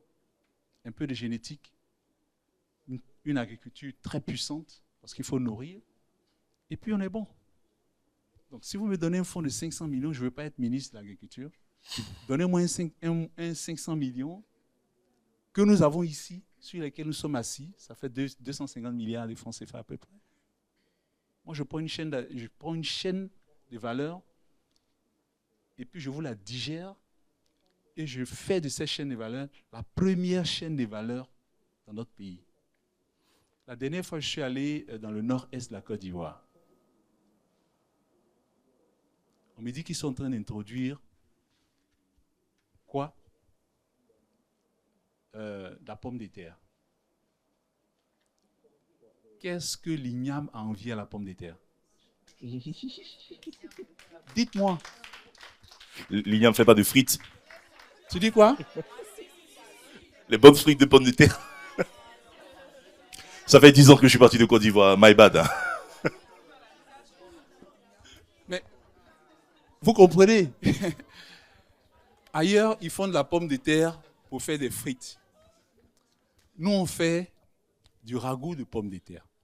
On fait la frite de pommes de terre. On fait du foutou de pommes de terre. D'igname, pardon. Frites d'igname, gratin. Écoutez, et qu'est-ce qu'on fait? Qu'est-ce qu'on fait? Nos belles terres de Bouna, etc. Et de façon endémique, de façon culturelle. Ce sont des zones où on produit de l'igname. Et on veut introduire la pomme de terre là-bas. Donc, donne-moi mes 250 milliards, au lieu de vouloir faire de moi un ministre, donne-moi mes 250 milliards, moi je prends de l'igname. D'accord? Dans 5 ans, je te multiplie tes 250 milliards par 100. Ah ouais, non, je dis pas par 10, hein, je dis par 100. Parce que non seulement on va manger de la bonne frite d'igname ici en Côte d'Ivoire. D'accord? La Côte d'Ivoire, c'est un pays qui est culturellement puissant. On exporte notre musique. On va exporter l'igname. D'accord? C'est vrai qu'on exporte le foutou au Canada et en France actuellement, en effet. C'est-à-dire, non seulement on va nourrir les Ivoiriens avec notre pomme nos frites d'igname, mais on va imposer, même aux Américains, de manger des frites d'igname. Alors, juste une petite anecdote. J'ai des collègues dans la salle ici à qui je demande de faire une étude. Je leur ai dit, je vais faire des frites d'igname. Ils me disent non, c'est pas possible. Tu sais, l'igname là est tordu. Ça te fait des bosses, on ne sait pas faire les frites avec. Je leur ai dit, et ils sont là.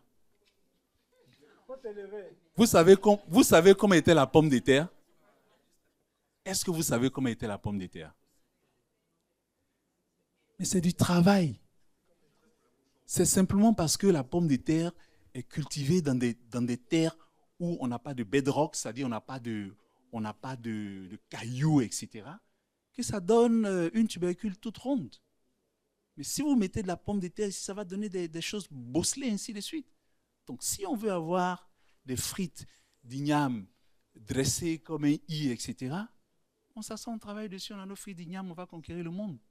Donc, cher ami, je ne veux pas être président de la République. Je ne veux pas être ministre. Donne-moi 250 milliards et moi, je te rends ça en 5 ans, 10 ans, 10 fois, 100 fois. Merci. Merci beaucoup, Dadier. Pas comme pour le dernier tour de table, ministre ou gestionnaire de fonds souverains? Il a dit qu'il vient d'arriver au pays. Non, je pense que, Mike, tu as raison. Je fais écho à ce que j'ai dit. C'est que le pouvoir public reste déterminant dans le développement de tous les pays. Et la question, en fait, c'est qu'est-ce qu'on peut conseiller à ces pouvoirs publics de prendre comme action? Après, est-ce qu'ils vont écouter ça? C'est autre chose. Moi, je reviendrai sur deux choses. Il faut garantir la souveraineté foncière. Que la richesse attachée à la propriété de la terre soit structurée et garantie à ceux qui sont propriétaires de la terre. Que l'État vienne après dans le contrôle, la surveillance et la structuration de ce qu'on fait de ce droit. Que l'État joue son rôle régalien. Il ne faut pas que l'État devienne propriétaire des terres de mon village. Mais par contre, que l'État me mette un encadrement tel que je ne fasse pas n'importe quoi avec ces terres. Que je ne les vende pas n'importe comment. Que je ne les exploite pas n'importe comment, etc. Que l'État revienne à son rôle régalien. Première chose. Deuxième chose, toujours dans le cadre de son rôle régalien, que l'État encadre l'efficacité du primaire. Ça veut dire que ce n'est pas l'État qui va venir cultiver pour nous. Mais vous savez, on dit garbage in, garbage out. Côte d'Ivoire, premier producteur de cacao, pour une quantité moindre que le Ghana, en valorisation monétaire, est-ce qu'on est plus ou est-ce qu'on est moins? Je laisserai chacun aller chercher. Ce qui veut dire que la qualité est en train de se dégrader. C'est lié aussi aux questions sociales, ethniques, comment on appelle, sociologiques, anthropologiques, qu'est-ce qu'on veut. Avant, café, cacao, tout ça, c'était à l'ouest, à l'est. Nos parents qui sont venus du Ghana, c'est eux qui connaissent leurs choses. Et petit à petit, ça s'est déployé vers l'ouest. Parce que les gens avaient besoin de terre. Moi, je suis de Boisflé, je suis gourou. Mais si je dis simplement je suis de Boisflé, on me demande est-ce que tu es baoulé, j'ai envie de gifler la personne immédiatement. Mais c'est parce que dans nos terres, les baoulés qui sont des agriculteurs venant de l'Est avaient besoin de terre, donc ils se sont implantés pour faire de la culture, cacaoyère, etc. Déficit de main-d'œuvre. Oufouette, à l'époque, allait dans ses pays voisins de l'ex-AOF, demander à ses frères de lui apporter de la main-d'œuvre des gens qui connaissent la terre. Et ces gens sont venus, ils ont travaillé. Ils sont passés de serfs à propriétaires par des transactions foncières. Où, au lieu de payer ton ouvrier, tu lui dis, bon, dans la récolte, je vais te donner. Mais quand l'argent est dans la main, écoute, je te donne un bout de terre entre ça. Le gars, il sait que c'est quand la terre. Il sait que tu me dois 1000 francs, mais si tu me donnes 1 mètre carré de terre, je sais le transformer en 5000. Donc finalement, ta dette de 1000 francs que tu me payes avec la terre, tu me rends riche et développe. Alors, la culture s'est déplacée vers l'ouest, en intensif, mais pas en qualité, pas en savoir-faire,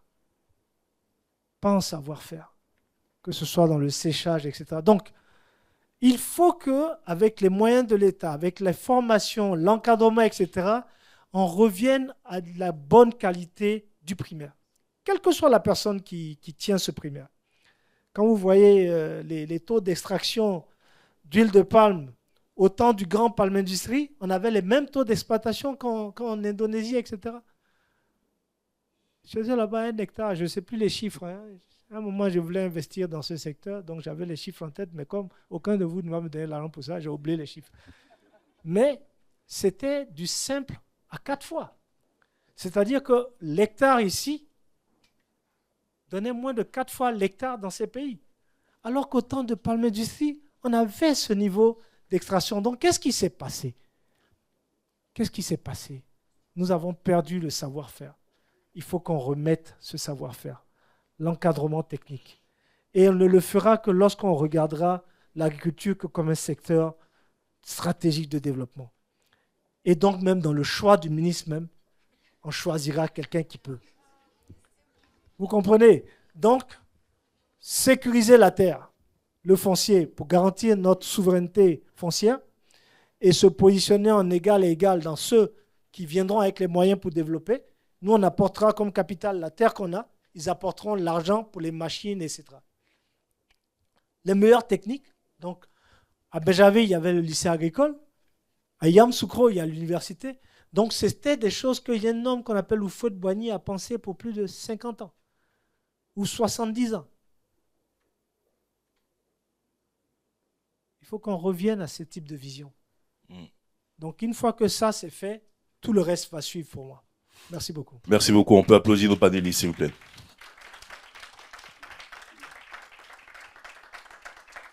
Alors, je me tourne vers la salle, prendre 2 questions dans un premier temps et on verra ce que ça donnera à la suite. Est-ce que vous avez des questions? D'accord. On va vous donner le micro dans un premier temps et il y a madame. Ah ouais, on a 4 questions. Ah ouais, d'accord, ça suscite pas mal d'engouement. On va prendre 2 questions là et ensuite, moyennant concision dans les réponses, on va revenir vers vous. Allez-y. Bonsoir, mesdames et messieurs. En tout cas, je suis Touré Lanciné, je suis cofondateur de Gaïa Intelligence Africa, qui est un cabinet qui fait du conseil en innovation. Déjà, je tenais à remercier l'organisateur de l'événement, M. Aipo, déjà pour le choix de la qualité des intervenants. Et j'avais vraiment beaucoup de questions, mais je pense que Mike les a épuisées au fur et à mesure. Et vraiment, je tenais aussi à remercier Mme Kumba, M. Dadier, M. Zahabi pour la qualité de leurs réponses et puis surtout pour leur honnêteté intellectuelle.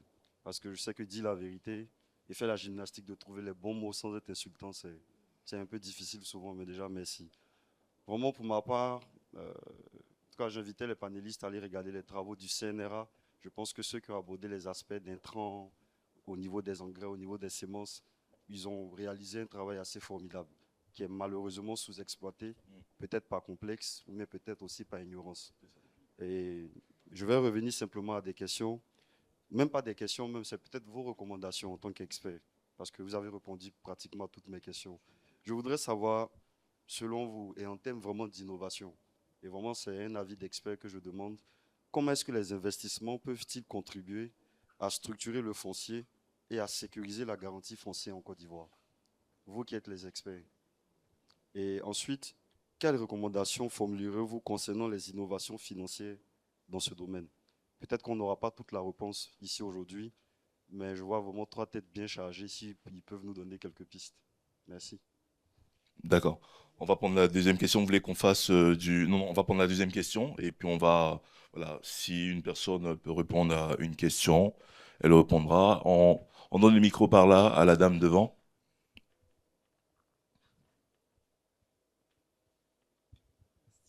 Merci beaucoup vraiment pour ce panel de qualité. Je pense que mon prédécesseur a déjà remercié. Je ne vais pas être redondante. Ma question, en fait, c'est que je suis Andrea Akakaku. Je suis dans la distribution de produits pétroliers, mais très intéressée par les questions de private equity en ce qui concerne le financement de l'agriculture.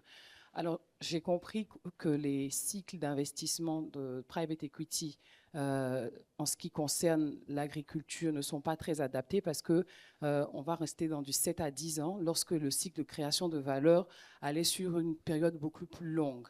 Je comprends qu'il ne faut plus regarder l'agriculture comme un moyen de sortie de pauvreté, mais comme vraiment un moyen de création de valeur. Donc, est-ce que, du coup, il faudrait réadapter les moyens de financement du private equity à nos réalités d'agriculture africaine, ou on va dire simplement que ce n'est pas adapté du tout et du coup, le private equity va se concentrer seulement sur les projets qui sont les plus rentables et donc où il y a des tickets de sortie vraiment à 5 à 10 ans. Donc, c'était ma question. Merci. Merci, ouais. Merci à vous. Dadier, tu voudrais répondre à la première question et quant à l'adaptation justement du modèle, du private equity à ce secteur-là, est-ce que Kumba et Pacom vont répondre après? Oui. Vas-y. Alors, très rapidement, sur la question du foncier, il en a parlé, tu en as parlé. Moi, j'ai une expérience simple. Hein. On a investi dans une entreprise avicole en Côte d'Ivoire et on avait besoin de créer une ferme de parentaux pour faire des œufs à couver dans la région de Toumoudi. Et notre partenaire local est allé acheter 25 hectares à 6 millions. 25 hectares à 6 millions. Dans quelle zone? Toumoudi. Alors, quand je suis arrivé, je lui ai dit, mais qu'est-ce que tu as fait? Il m'a dit, non, c'est comme ça se passe. J'ai dit, si tu veux que j'investisse, on stoppe ça. On stoppe. Ce que j'ai fait, c'est que j'ai identifié les propriétaires terriens.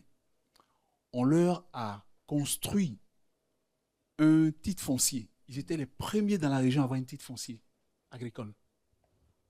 Les gens sont venus me remercier, ça a pleuré, on a fait des fêtes, etc. J'ai dit, moi, j'y vais pas. Mais ça nous a mis 6 mois. C'est-à-dire que nous avons arrêté l'investissement parce que pour pouvoir contracter avec ces gens, parce que je leur ai dit, moi, je ne paye pas, j'achète pas la terre. Je loue la terre. Parce que je ne peux pas acheter, je ne vais pas mettre de valeur monétaire sur la terre. 6 millions pour quelque chose qui a une durée de vie infinie. Ça ne marche pas dans ma tête. Donc, on leur a créé un titre foncier. Donc, ils étaient devenus les propriétaires, les vrais propriétaires juridiquement de la terre, les 25 hectares, et nous avons loué la terre. Je vais poser une question, il y a quelque chose qui me taraude. C'est une considération éthique, légale, réglementaire qui vous a poussé à faire cela C'est mon approche de la chose. D'accord, ok. Je suis d'une région...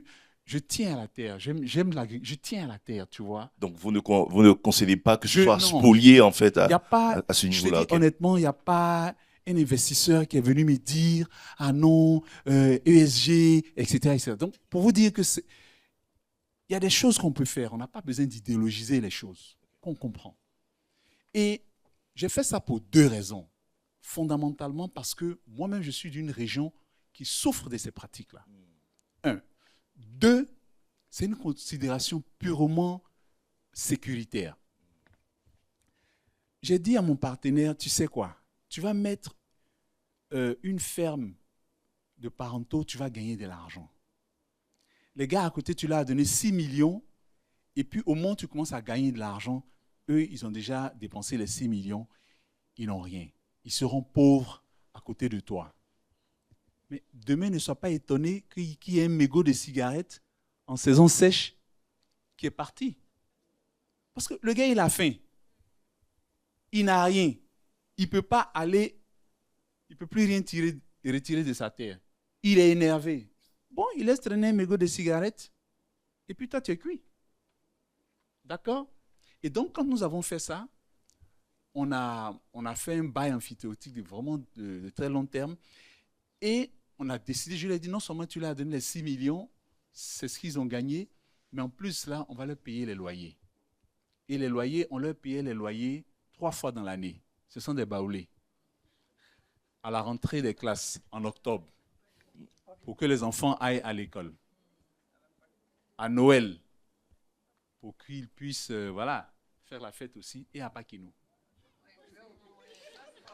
Quand on a fait ça, et puis chaque fois qu'on avait des périodes de recyclage des poules pondeuses, on leur donnait au village, etc. Quand on a fait ça, on a sécurisé notre business. On n'a même pas pu clôturer tout le business. Mais chaque fois qu'il y avait un problème sur le site, ce sont les parents qui disaient aux jeunes, « Hey, ça c'est notre gagne-pain. Si quelque chose arrive à ce business-là, vous sortez du village. » Donc, tu avais de temps en temps des têtes brûlées qu'on employait, etc. Mais on n'a jamais eu de problème. Au moment où on sortait de l'actif, on a cédé l'actif à Cipra. Et le directeur général à l'époque de Cipra avec lequel on parlait, il dit, mais lui, il ne veut pas valoriser ce qu'on a fait. Je lui ai dit, mais attends, de quoi tu parles? On a un bail amphithéotique de longue durée. Toi-même, le temps même que tu finisses d'exploiter, peut-être que ça sera dans ta 3e vie. Tu me dis qu'on n'a rien fait. Et donc, tu ne peux pas valoriser ça? Son patron, il est venu, dès qu'il a vu, il a dit, je prends. Parce que ça avait de la valeur. Est-ce que vous voyez? Donc, sur les questions de terre, moi, c'est comme ça, en tant qu'investisseur, c'est comme ça que je résous. D'accord? Et d'ailleurs, je vais être beaucoup plus agressif. Je parlais à des professeurs d'une grande université américaine qui sont venus nous rendre visite, et ils me disaient, mais comment est-ce qu'on résout les questions des terres, etc. Les petits paysans, je leur ai dit, moi, l'agriculture, je ne crois pas en l'agriculture des petits paysans. Il faut les virer. Ils disent, comment? Je dis, mais il faut les virer. Le gars, il a un rendement d'une demi-tonne de maïs à l'hectare. Il ne peut pas acheter des tracteurs. Il ne peut pas acheter d'intrants. Il faut qu'on vienne le subventionner. On veut le pouponner, etc.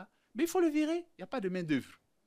Il faut permettre à des industriels d'être des agriculteurs. Mais qu'est-ce que tu fais de tout ça? Je dis, mais c'est simple. Ils ont la terre. Tu en fais des rentiers. Tu leur donnes des loyers mensuels sur leur terre et c'est terminé. Et puis après, ils ont tout le temps, tout le loisir. Pour ceux qui veulent travailler, ils peuvent aller travailler. Donc, ils vont gagner 2 fois. Ils ont la rente sur leur terre et puis le travail qu'ils font. Donc, ils sont tranquilles. Est-ce que vous voyez? Donc, pour moi, c'est comme ça que je résous la question. Sur comment est-ce qu'il faut financer l'innovation, c'est la même chose. Aujourd'hui, vous prenez CNRA, ils ont plein de trucs. Mais c'est où? CNRA, ils sont assis sur des montagnes de recherche, des choses excellentes. Ça est où? Pourquoi? Mais c'est simple. C'est parce que le chercheur de la CNRA, c'est comment je peux dire ça? C'est un fonctionnaire. C'est un chercheur quoi? Non. C'est un chercheur qui cherche et qui trouve. Il n'a pas de business sense. Non, au-delà de ça, c'est un fonctionnaire. Okay. C'est un salarié de la fonction publique. Okay. Tous les résultats de sa recherche est reversé à l'État. Parce que c'est l'État qui a financé ses études, de recherche, ainsi de suite. Ça, je le comprends. Mais après ça, là, il n'a plus de ressources pour pouvoir gagner de l'argent. Quand l'État sort, je ne sais pas, le cacao, ils ont trouvé Mercedes, ainsi de suite. L'État, qu'est-ce que l'État fait?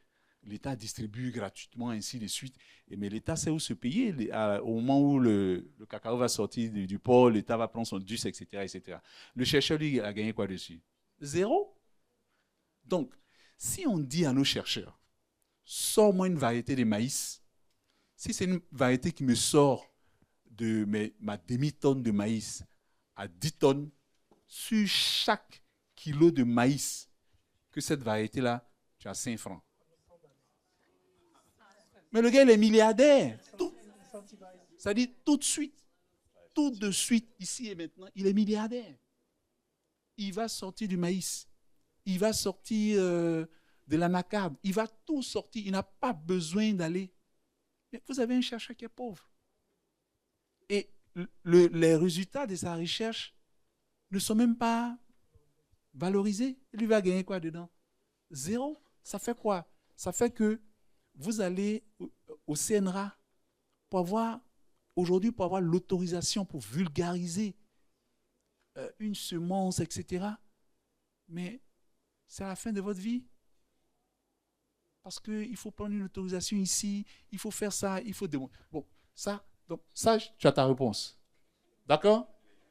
Voilà. Elle a demandé, rappelle-moi rapidement. Oui.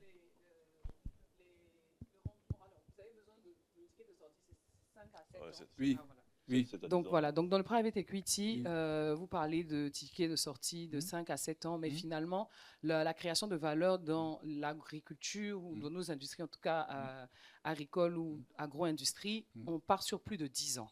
Donc finalement, est-ce que il faut réadapter justement auprès des investisseurs les délais pour justement pouvoir nous financer, ou bien c'est juste simplement que nos réalités ne collent pas avec le private equity de façon générale? Super. Alors, sur ça, je vais te dire quelque chose de simple. J'ai un ami investisseur qui me dit ça tout le temps. Il me dit, la main qui donne est celle qui ordonne. D'accord? Ce n'est pas seulement un jeu de mots, hein, c'est la vérité. Alors, qui finance notre développement? Ce sont des gens qui ont de très bonnes intentions et qui viennent chez nous financer notre développement, financer le capital investissement, etc. Mais forcément, leur décision de financement, leur stratégie de financement va dépendre du regard qu'ils posent sur nous et de leurs objectifs à eux, comme le dit Pacom. Est-ce que tu vois? Donc, ils vont regarder, oh, eh bien, chez nous, en 5 ans, 10 ans, on a déjà fini ça, on a déjà revendu. Non, c'est pourquoi j'ai dit tout à l'heure, on a le temps. Vous voyez, le développement prend du temps. On a le temps. Et quand tu te dis que tu as du temps, en réalité, tu vas plus vite. En réalité. Mais quand tu te presses, il faut que je fasse ça aujourd'hui. Tu perds du temps en réalité. Parce que tu perds du discernement. Tu ne fais pas les choses importantes. Tu fais les choses urgentes. On n'est pas dans l'urgence. Est-ce que tu vois? Il y a quelqu'un qui disait, allons doucement, on est pressé. Est-ce que vous voyez? Voilà. Donc, on peut adapter. Et ce sont des choses qu'on structure en réalité. On peut structurer de telle sorte que quand tu as créé un peu de valeur, tu revends rapidement à quelqu'un et tu fais autre chose. Tout ça, ce sont des choses qu'on peut faire. Mais en l'état actuel de notre développement, du système financier, etc., on a des systèmes qui ne sont pas financiarisés, où on ne regarde même pas le sous-jacent. Après, ce dont on entend parler, ils ont fait une introduction en bourse, ils ont revendu, ils ont fait 1 milliard, etc. Ça, c'est de la financiarisation. Ils sont passés à une autre étape. D'accord? Il n'y a même pas de corrélation. L'agriculture va à gauche et lui, il est en train de faire de l'ingénierie financière. On n'est pas encore là. Donc, restons sur du réel et puis, ce sont des choses qui viennent. Merci. Ok, merci. Kumba, vous voulez acheter quelque chose ou... Oui, bien sûr. Alors là, je pense que M. Dadji a très bien expliqué la chose. La seule chose que je vais rajouter, c'est que, à mon avis, tant que la source de nos fonds sera française ou américaine ou anglaise, on ne pourra jamais adresser beaucoup des segments structurels qui font la filière agricole aujourd'hui. Il faut que les LP changent, il faut que les LP deviennent africains. Parce que seulement des Africains qui ont un intérêt direct dans le succès de la filière peuvent accepter certains risques. Seulement eux peuvent accepter des horizons d'investissement de 15 ans. Même nous, à Araf, on fait de l'agriculture tout le temps. On a quand même un horizon d'investissement de 5 à 7 ans parce que Proparco ne nous donnera pas d'argent pour 15 ans, malheureusement. Donc, c'est quelque chose qu'on doit adresser. Et ça, c'est dans toutes les filières d'investissement africaines, mais encore plus dans l'agriculture parce que ça devient en effet un enjeu de sécurité alimentaire pour demain. Merci beaucoup. Alors, on va prendre les 2 dernières questions rapidement. Oui, la dame, et vous vouliez poser une question également? Ok. Allez-y, madame. Alors, moi, c'est Delphine Kofi. Je suis dans l'agroalimentaire. Je transforme nos produits en sirop, ananas, machin et autres. Et moi, ma question, c'est comment ramener nos agriculteurs à donner de la valeur à ce qu'on utilise. Je prends par exemple le gingembre. Aujourd'hui, nous remarquons que le gingembre a grimpé sur le marché. Pourquoi? Parce qu'il paraît qu'il y a des Chinois qui se sont installés en Koufao et ils ont acheté toute la production comment on appelle? Oui. Et donc, quand ça sort, ils prennent, et du coup, ça manque sur le marché. On voit tout ce qu'on a.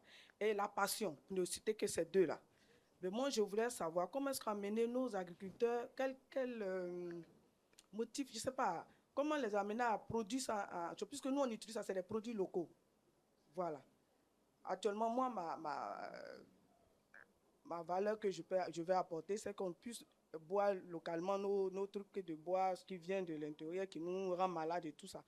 Donc, vraiment, ça me tient à cœur. Comment le président Oufoué, en son temps, avait dit le succès reposait sur l'agriculture. On a vu, comme on le dit, nos parents baoulés qui ont quitté le centre pour aller à l'ouest, pour aller faire ces cultures-là, parce que ça donnait de l'argent. Mais aujourd'hui, comment est-ce qu'on va motiver ces agriculteurs dans ces domaines de passion, j'aime. Si je comprends bien votre question, c'est lié de savoir comment on fait en sorte que les agriculteurs produisent produisent essentiellement pour le marché local que de vendre à clients étrangers. Est-ce que c'est ça la question? Oui, c'est ça la question. Okay. Parce qu'en Europe, par exemple, pour les vignerons, ils cultivent assez de vignes pour faire les vins. Est-ce que nous, on ne peut pas faire ça ici, cultiver assez de gingembre, assez de passion pour nos transformations? Après, la vigne est en crise actuellement en France, enfin, mondialement. Hein, donc, enfin, le vin en crise. Donc, oui, il faut que nous aussi, on trouve solution pour nous ici. Okay. Merci. Ok. Merci. Deuxième question et dernière question. Attends, peut-être avant... Vous voulez répondre avant de passer à la question suivante? Bon, ok, vas-y. Oui, on va finir et voilà, quand on répond, on termine le tour. Allez-y. Bonsoir à tous, je suis Racine Soumaoro. Je pense que tout le monde a déjà apprécié la qualité du panel. Je pense que depuis le matin, à tous les panels auxquels j'ai assisté, il y en a deux qui m'ont profondément marqué, mais je vais partir en retenant celui-là. Pour ma question est la suivante. De ce que j'ai retenu, il y a eu beaucoup de choses qui ont été dites, mais il y a deux éléments qui m'ont beaucoup frappé. Le premier, c'est la volonté politique, donc et gouvernementale. La deuxième, c'est que beaucoup de NPs sont pour la plupart des fonds étrangers qui forcément vont privilégier leurs intérêts à eux, selon leurs standards à eux, par rapport à nos réalités. On sait que c'est l'argent qui guide le monde, hein, permettez-moi l'expression. Aujourd'hui, on a un gouvernement qui a toujours prôné, suivez mon regard, le partenariat win-win. Est-ce qu'aujourd'hui, au niveau des private equity, des private funds, de tout l'écosystème financier qu'il y a aujourd'hui sur le marché local, est-ce qu'il y a un pont, est-ce qu'il y a déjà eu l'idée d'établir un pont, un moyen d'échange direct avec les plus hautes autorités du gouvernement pour attirer leur attention sur le fait qu'ils sont assis sur une mine d'or qu'ils négligent et que par la même, par effet corollaire, ils impactent négativement les populations, tant sur le foncier, comme l'a dit tout à l'heure M. Pacom, et sur les éléments primaires de l'agriculture. Donc, je pense que si ce pont-là est établi, ou on arrivait à établir ce pont-là, est-ce que cela ne pourrait pas peut-être pousser le gouvernement à plus s'orienter vers ce secteur, et à mieux le structurer, et pourquoi pas mettre des fonds à la disposition de ce secteur-là pour pouvoir justement changer. Si on prend le cas, par exemple, de la Guyana, qui est aujourd'hui un des rares pays sur 186 qui ont fait l'étude de Africa Food, à être 100% autosuffisant alimentairement. Aujourd'hui, ils cochent les 7 cases, ce qui est extrêmement rare, qui permettent de nourrir à 100% leur population. Et cela, ça a commencé depuis la période Covid, où ils ont compris qu'en tant que poumon vert et avec toutes les îles qui gravitaient autour, ils dépendaient énormément de l'importation. Et aujourd'hui, politiquement, la volonté était politique de faire changer ces choses-là. Est-ce que nous, à nos niveaux, aujourd'hui, il y a de grandes têtes qui sont assises devant moi, qui justement nagent dans des eaux de plusieurs milliards de dollars. Est-ce que vous avez pensé éventuellement à créer ce pont-là pour discuter directement avec le gouvernement et permettre par la même occasion que justement vos recommandations, votre voix puisse porter et impacter justement ces populations-là? Merci. Merci beaucoup. Donc, il y a un sujet produire pour le marché local, comment inciter de plus en plus les agriculteurs à le faire et créer un pont pour que le gouvernement prenne la mesure de l'investissement finalement dans la souveraineté alimentaire. Je vous laisse le micro en commençant par Pacom peut-être. Pacom est devenu ministre, hein, il a porté la camisole et il est en train de encore... Allez-y, Pacom. Merci pour vos questions qui sont difficiles, qui peuvent nous amener à causer tout à l'heure avec les gendarmes. Vous êtes Madame Delphine Kofi. Je suis sûr que vous étiez au Sahara dernièrement. Le Sahara, alors des Kofi Delphine, il y en avait beaucoup là-bas, pour venir défendre, présenter ce qu'elles font par la transformation de produits locaux. Cette année, le Sahara a été dominé par tous ceux qui transforment le cajou, parce qu'il y a beaucoup de bruit autour du cajou.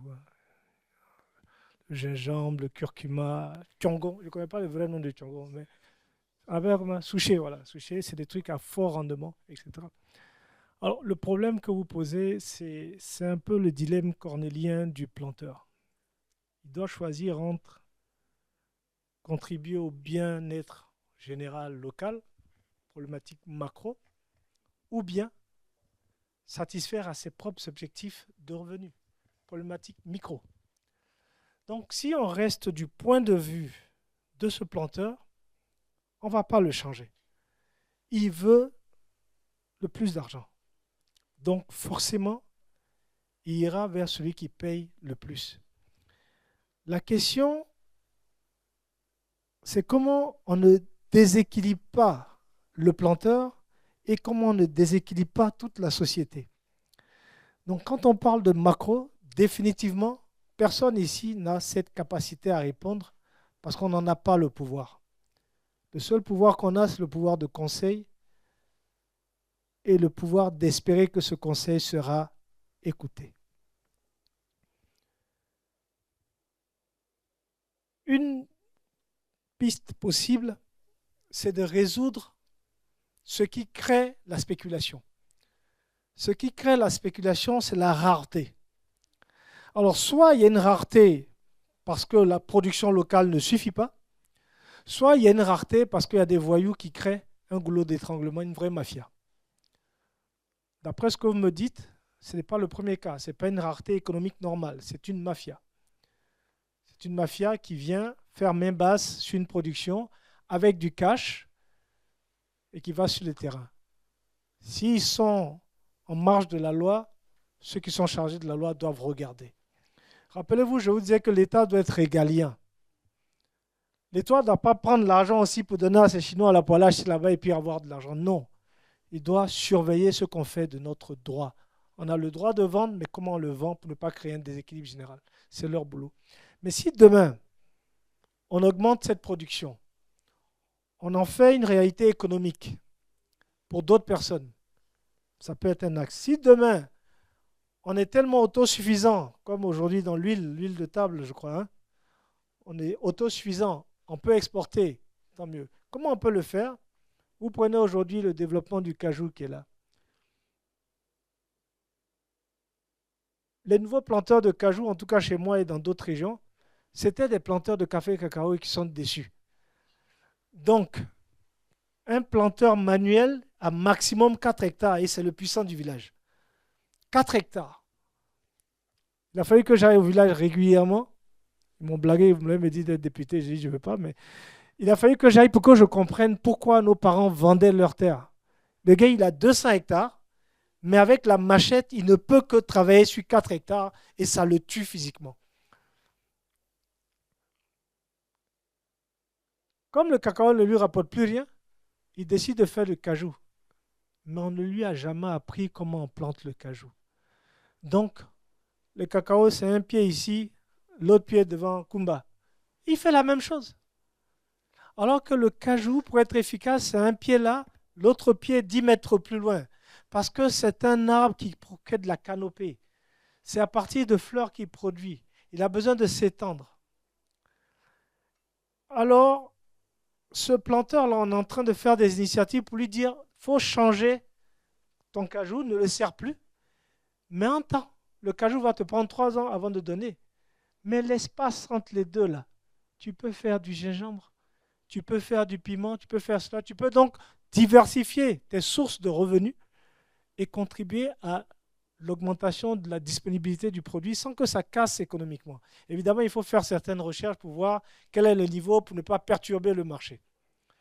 Mais pour ce qui concerne les spéculateurs, ce sont généralement des activités illicites, illégales, immorales peut-être, mais il y a forcément de l'illicite et de l'illégal. Pour faire ça, où ils ont pris l'argent, ils n'ont qu'à gérer, l'État n'a qu'à gérer ça. Mais une des méthodes, c'est de faire en sorte que l'offre soit telle que si lui, il a vendu à un spéculateur qui peut-être va aller vendre ailleurs, toi, tu peux aller acheter dans d'autres régions à un prix raisonnable. Évidemment, le coût de logistique va avoir un impact, mais ce sera moins que le côté spéculatif. Et s'il y en a plus, que la filière est organisée et structurée, non pas parce qu'on veut juste prendre des taxes et leur prendre 5% sur leur chiffre d'affaires, et créer une, comment on appelle ça, autorité de régulation, etc., qui va s'enrichir sur le travail des planteurs, mais vraiment quelque chose pour les encadrer, pour que cette nouvelle filière-là soit un élément de richesse. Parce que notre terre, comme Dadier l'a dit, parmi vous, laquelle a déjà planté banane. Mais laissez votre terrain en friche, vous allez voir bananier pousser. C'est que cette terre, elle est bénie.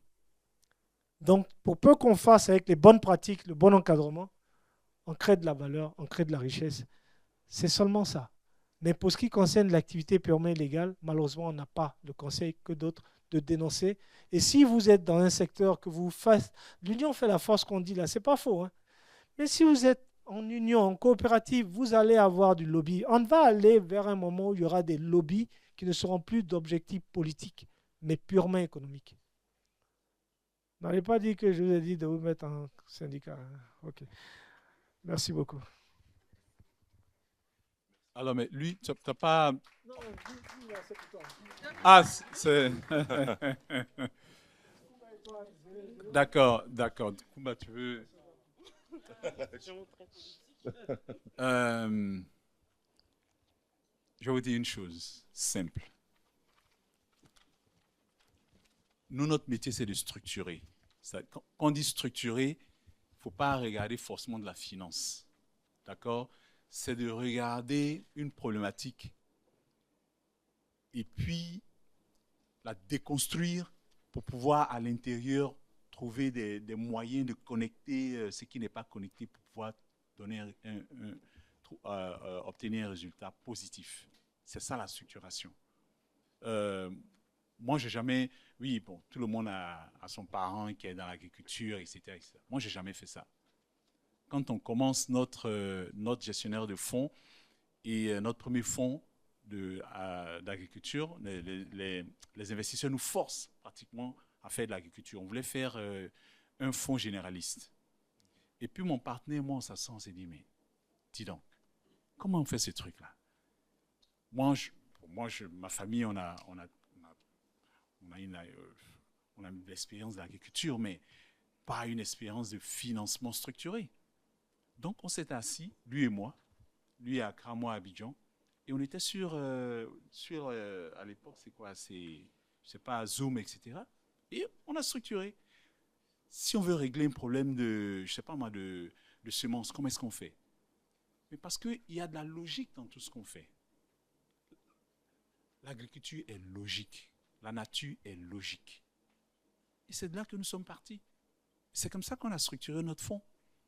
Et les investisseurs nous disaient, non, mais quand on parle à des investisseurs, ah non, mais vous avez un profil plutôt financier, vous avez fait ceci, etc. Si vous comprenez l'agriculture. J'ai dit, mais l'agriculture, c'est de la matière. L'expertise qu'on apporte, c'est du financement. Donc, on peut appliquer le financement, la logique du financement sur l'agriculture, comme sur les télécoms, sur l'immobilier, etc. Donc, j'ai dit ça pour dire ceci. Ici, on a tous les fonds. On a tout l'argent qu'il faut. Et on sait structurer pour pouvoir mobiliser cet argent localement. Il faut que ceux qui l'ont écoutent. Et je vais rendre hommage ici et maintenant à quelqu'un. C'est un entrepreneur, Aïpo, celui qui nous permet de nous réunir ici aujourd'hui. Ce matin, je lui ai dit, et c'est la 3e édition. Depuis la première édition, il nous invite. Chaque fois, il me dit, Daddy, j'ai encore perdu de l'argent cette année. J'ai dit, mon frère, il faut persister. Tu es un entrepreneur. Il me dit, mais j'invite les gens ne viennent pas. Mais ici, dans cette salle-là, je ne vais pas faire de la politique, devait être assis au moins le directeur du cabinet du ministre de l'Agriculture, en charge, je ne sais de quoi, de mobilisation, ou bien du ministre, ou du ministre, je ne sais pas, de l'économie et des finances. Enfin, ces gens-là, ils devaient être ici. Parce que ici, là, nous sommes en train de discuter de ce qu'ils vont chercher ailleurs. C'est de ça que nous sommes en train de parler. Je ne vous ai pas parlé des vignes. Je vous ai parlé des maniocs d'igname. Qui ne connaît pas l'igname? Qui ne mange pas la tiquée? Qui ne mange pas la tiquée poisson? C'est de ça que nous sommes en train de parler ici. Donc, eux, ils devaient être ici, ils devaient s'intéresser à ces choses-là. Malheureusement, ils vont assister à ces conférences quand ces conférences sont appelées, invitées par d'autres personnes. Parce qu'on ignore, tout le temps on ignore que nous sommes assis sur la ressource, sur l'argent ici. Actuellement, mes collègues et moi, nous sommes en train de structurer un fonds de développement industriel en Guinée. On peut le faire chez nous ici. Et je n'ai rien contre la Guinée. Mais nous sommes allés en Guinée, les gens nous ont ouvert les portes, ils nous ont dit, écoutez les gars, venez, on va travailler ensemble. Le gars, je lui ai envoyé un email. C'est moi-même qui suis en retard sur les emails. Je lui ai envoyé un email. Les 5 minutes après, il me répond. Est-ce que vous... Mais ça, c'est pour la Côte d'Ivoire. Mais ce n'est pas grave. Même si je le fais en Guinée, un jour, on va me le reconnaître en Côte d'Ivoire ici. Mais ce n'est pas grave. J'ai de la famille en Guinée, je le fais aussi pour ma famille, etc. Si je pousse la logique. Mais je suis un entrepreneur. Je n'ai pas d'état d'âme. Je vais là où on a besoin de moi. Et je vends mon expertise. Ici, en Côte d'Ivoire, il y a des gens qui peuvent structurer des fonds, qui peuvent dire à nos décideurs, voici où l'argent, voici l'angle mort, voici, toi seulement il faut signer, on va sortir de l'argent. Il y a de l'argent. C'est parce que, je ne sais pas, on dit souvent que c'est une malédiction. C'est-à-dire qu'il y a tellement d'argent qu'on ne voit même pas l'argent. Il y a tellement d'argent qu'on ne voit pas l'argent. Voici les investisseurs en capital ici. Vous allez demander de l'argent, on dit restriction. Vous ne pouvez pas investir dans les mines. Ah. J'ai mon partenaire, anecdote. Il va voir un vieux au Ghana, il est ghanéen, et puis il explique ce qu'on fait, etc. C'est un vieux qui a de la fortune. Il explique, etc. Et puis le vieux le regarde, lui dit, mais attends. Moi, ce qui m'intéresse là, c'est les mines. Le Ghana, là, on a beaucoup d'or ici. Est-ce que vous pouvez investir dans les mines? Il dit au vieux, ah, c'est vrai, mais si tu donnes ton argent, je serai obligé d'aller chercher de l'argent ailleurs. Et l'argent que je vais aller chercher pour compléter ce que tu m'as donné là, il y a une restriction, on ne peut pas investir dans les mines. Le vieux le regarde et puis il remue la tête, il dit, mais vous là, est-ce que toi-même dans ta tête, là, il y a quelque chose dedans? Toi, tu es assis sur un puits, tu as soif. Il y a quelqu'un qui te dit, va chercher de l'eau ailleurs. Et lui, il est là, il boit l'eau du puits sur lequel toi, tu es assis. Et toi, tu viens me dire de te donner de l'argent et puis tu vas aller là où il n'y a pas d'eau. Va réfléchir encore. Quand tu auras trouvé la solution, tu viens, on va parler. Je m'arrête ici. Merci. Merci beaucoup. On peut applaudir l'ensemble des panélistes et vous remercier également pour votre participation. C'est ainsi que se termine ce panel. Nous vous donnons rendez-vous tout à l'heure, il me semble, parce qu'on a le dîner gala. On peut continuer après la fin de ce panel à échanger avec les différents participants. Merci encore et à tout à l'heure.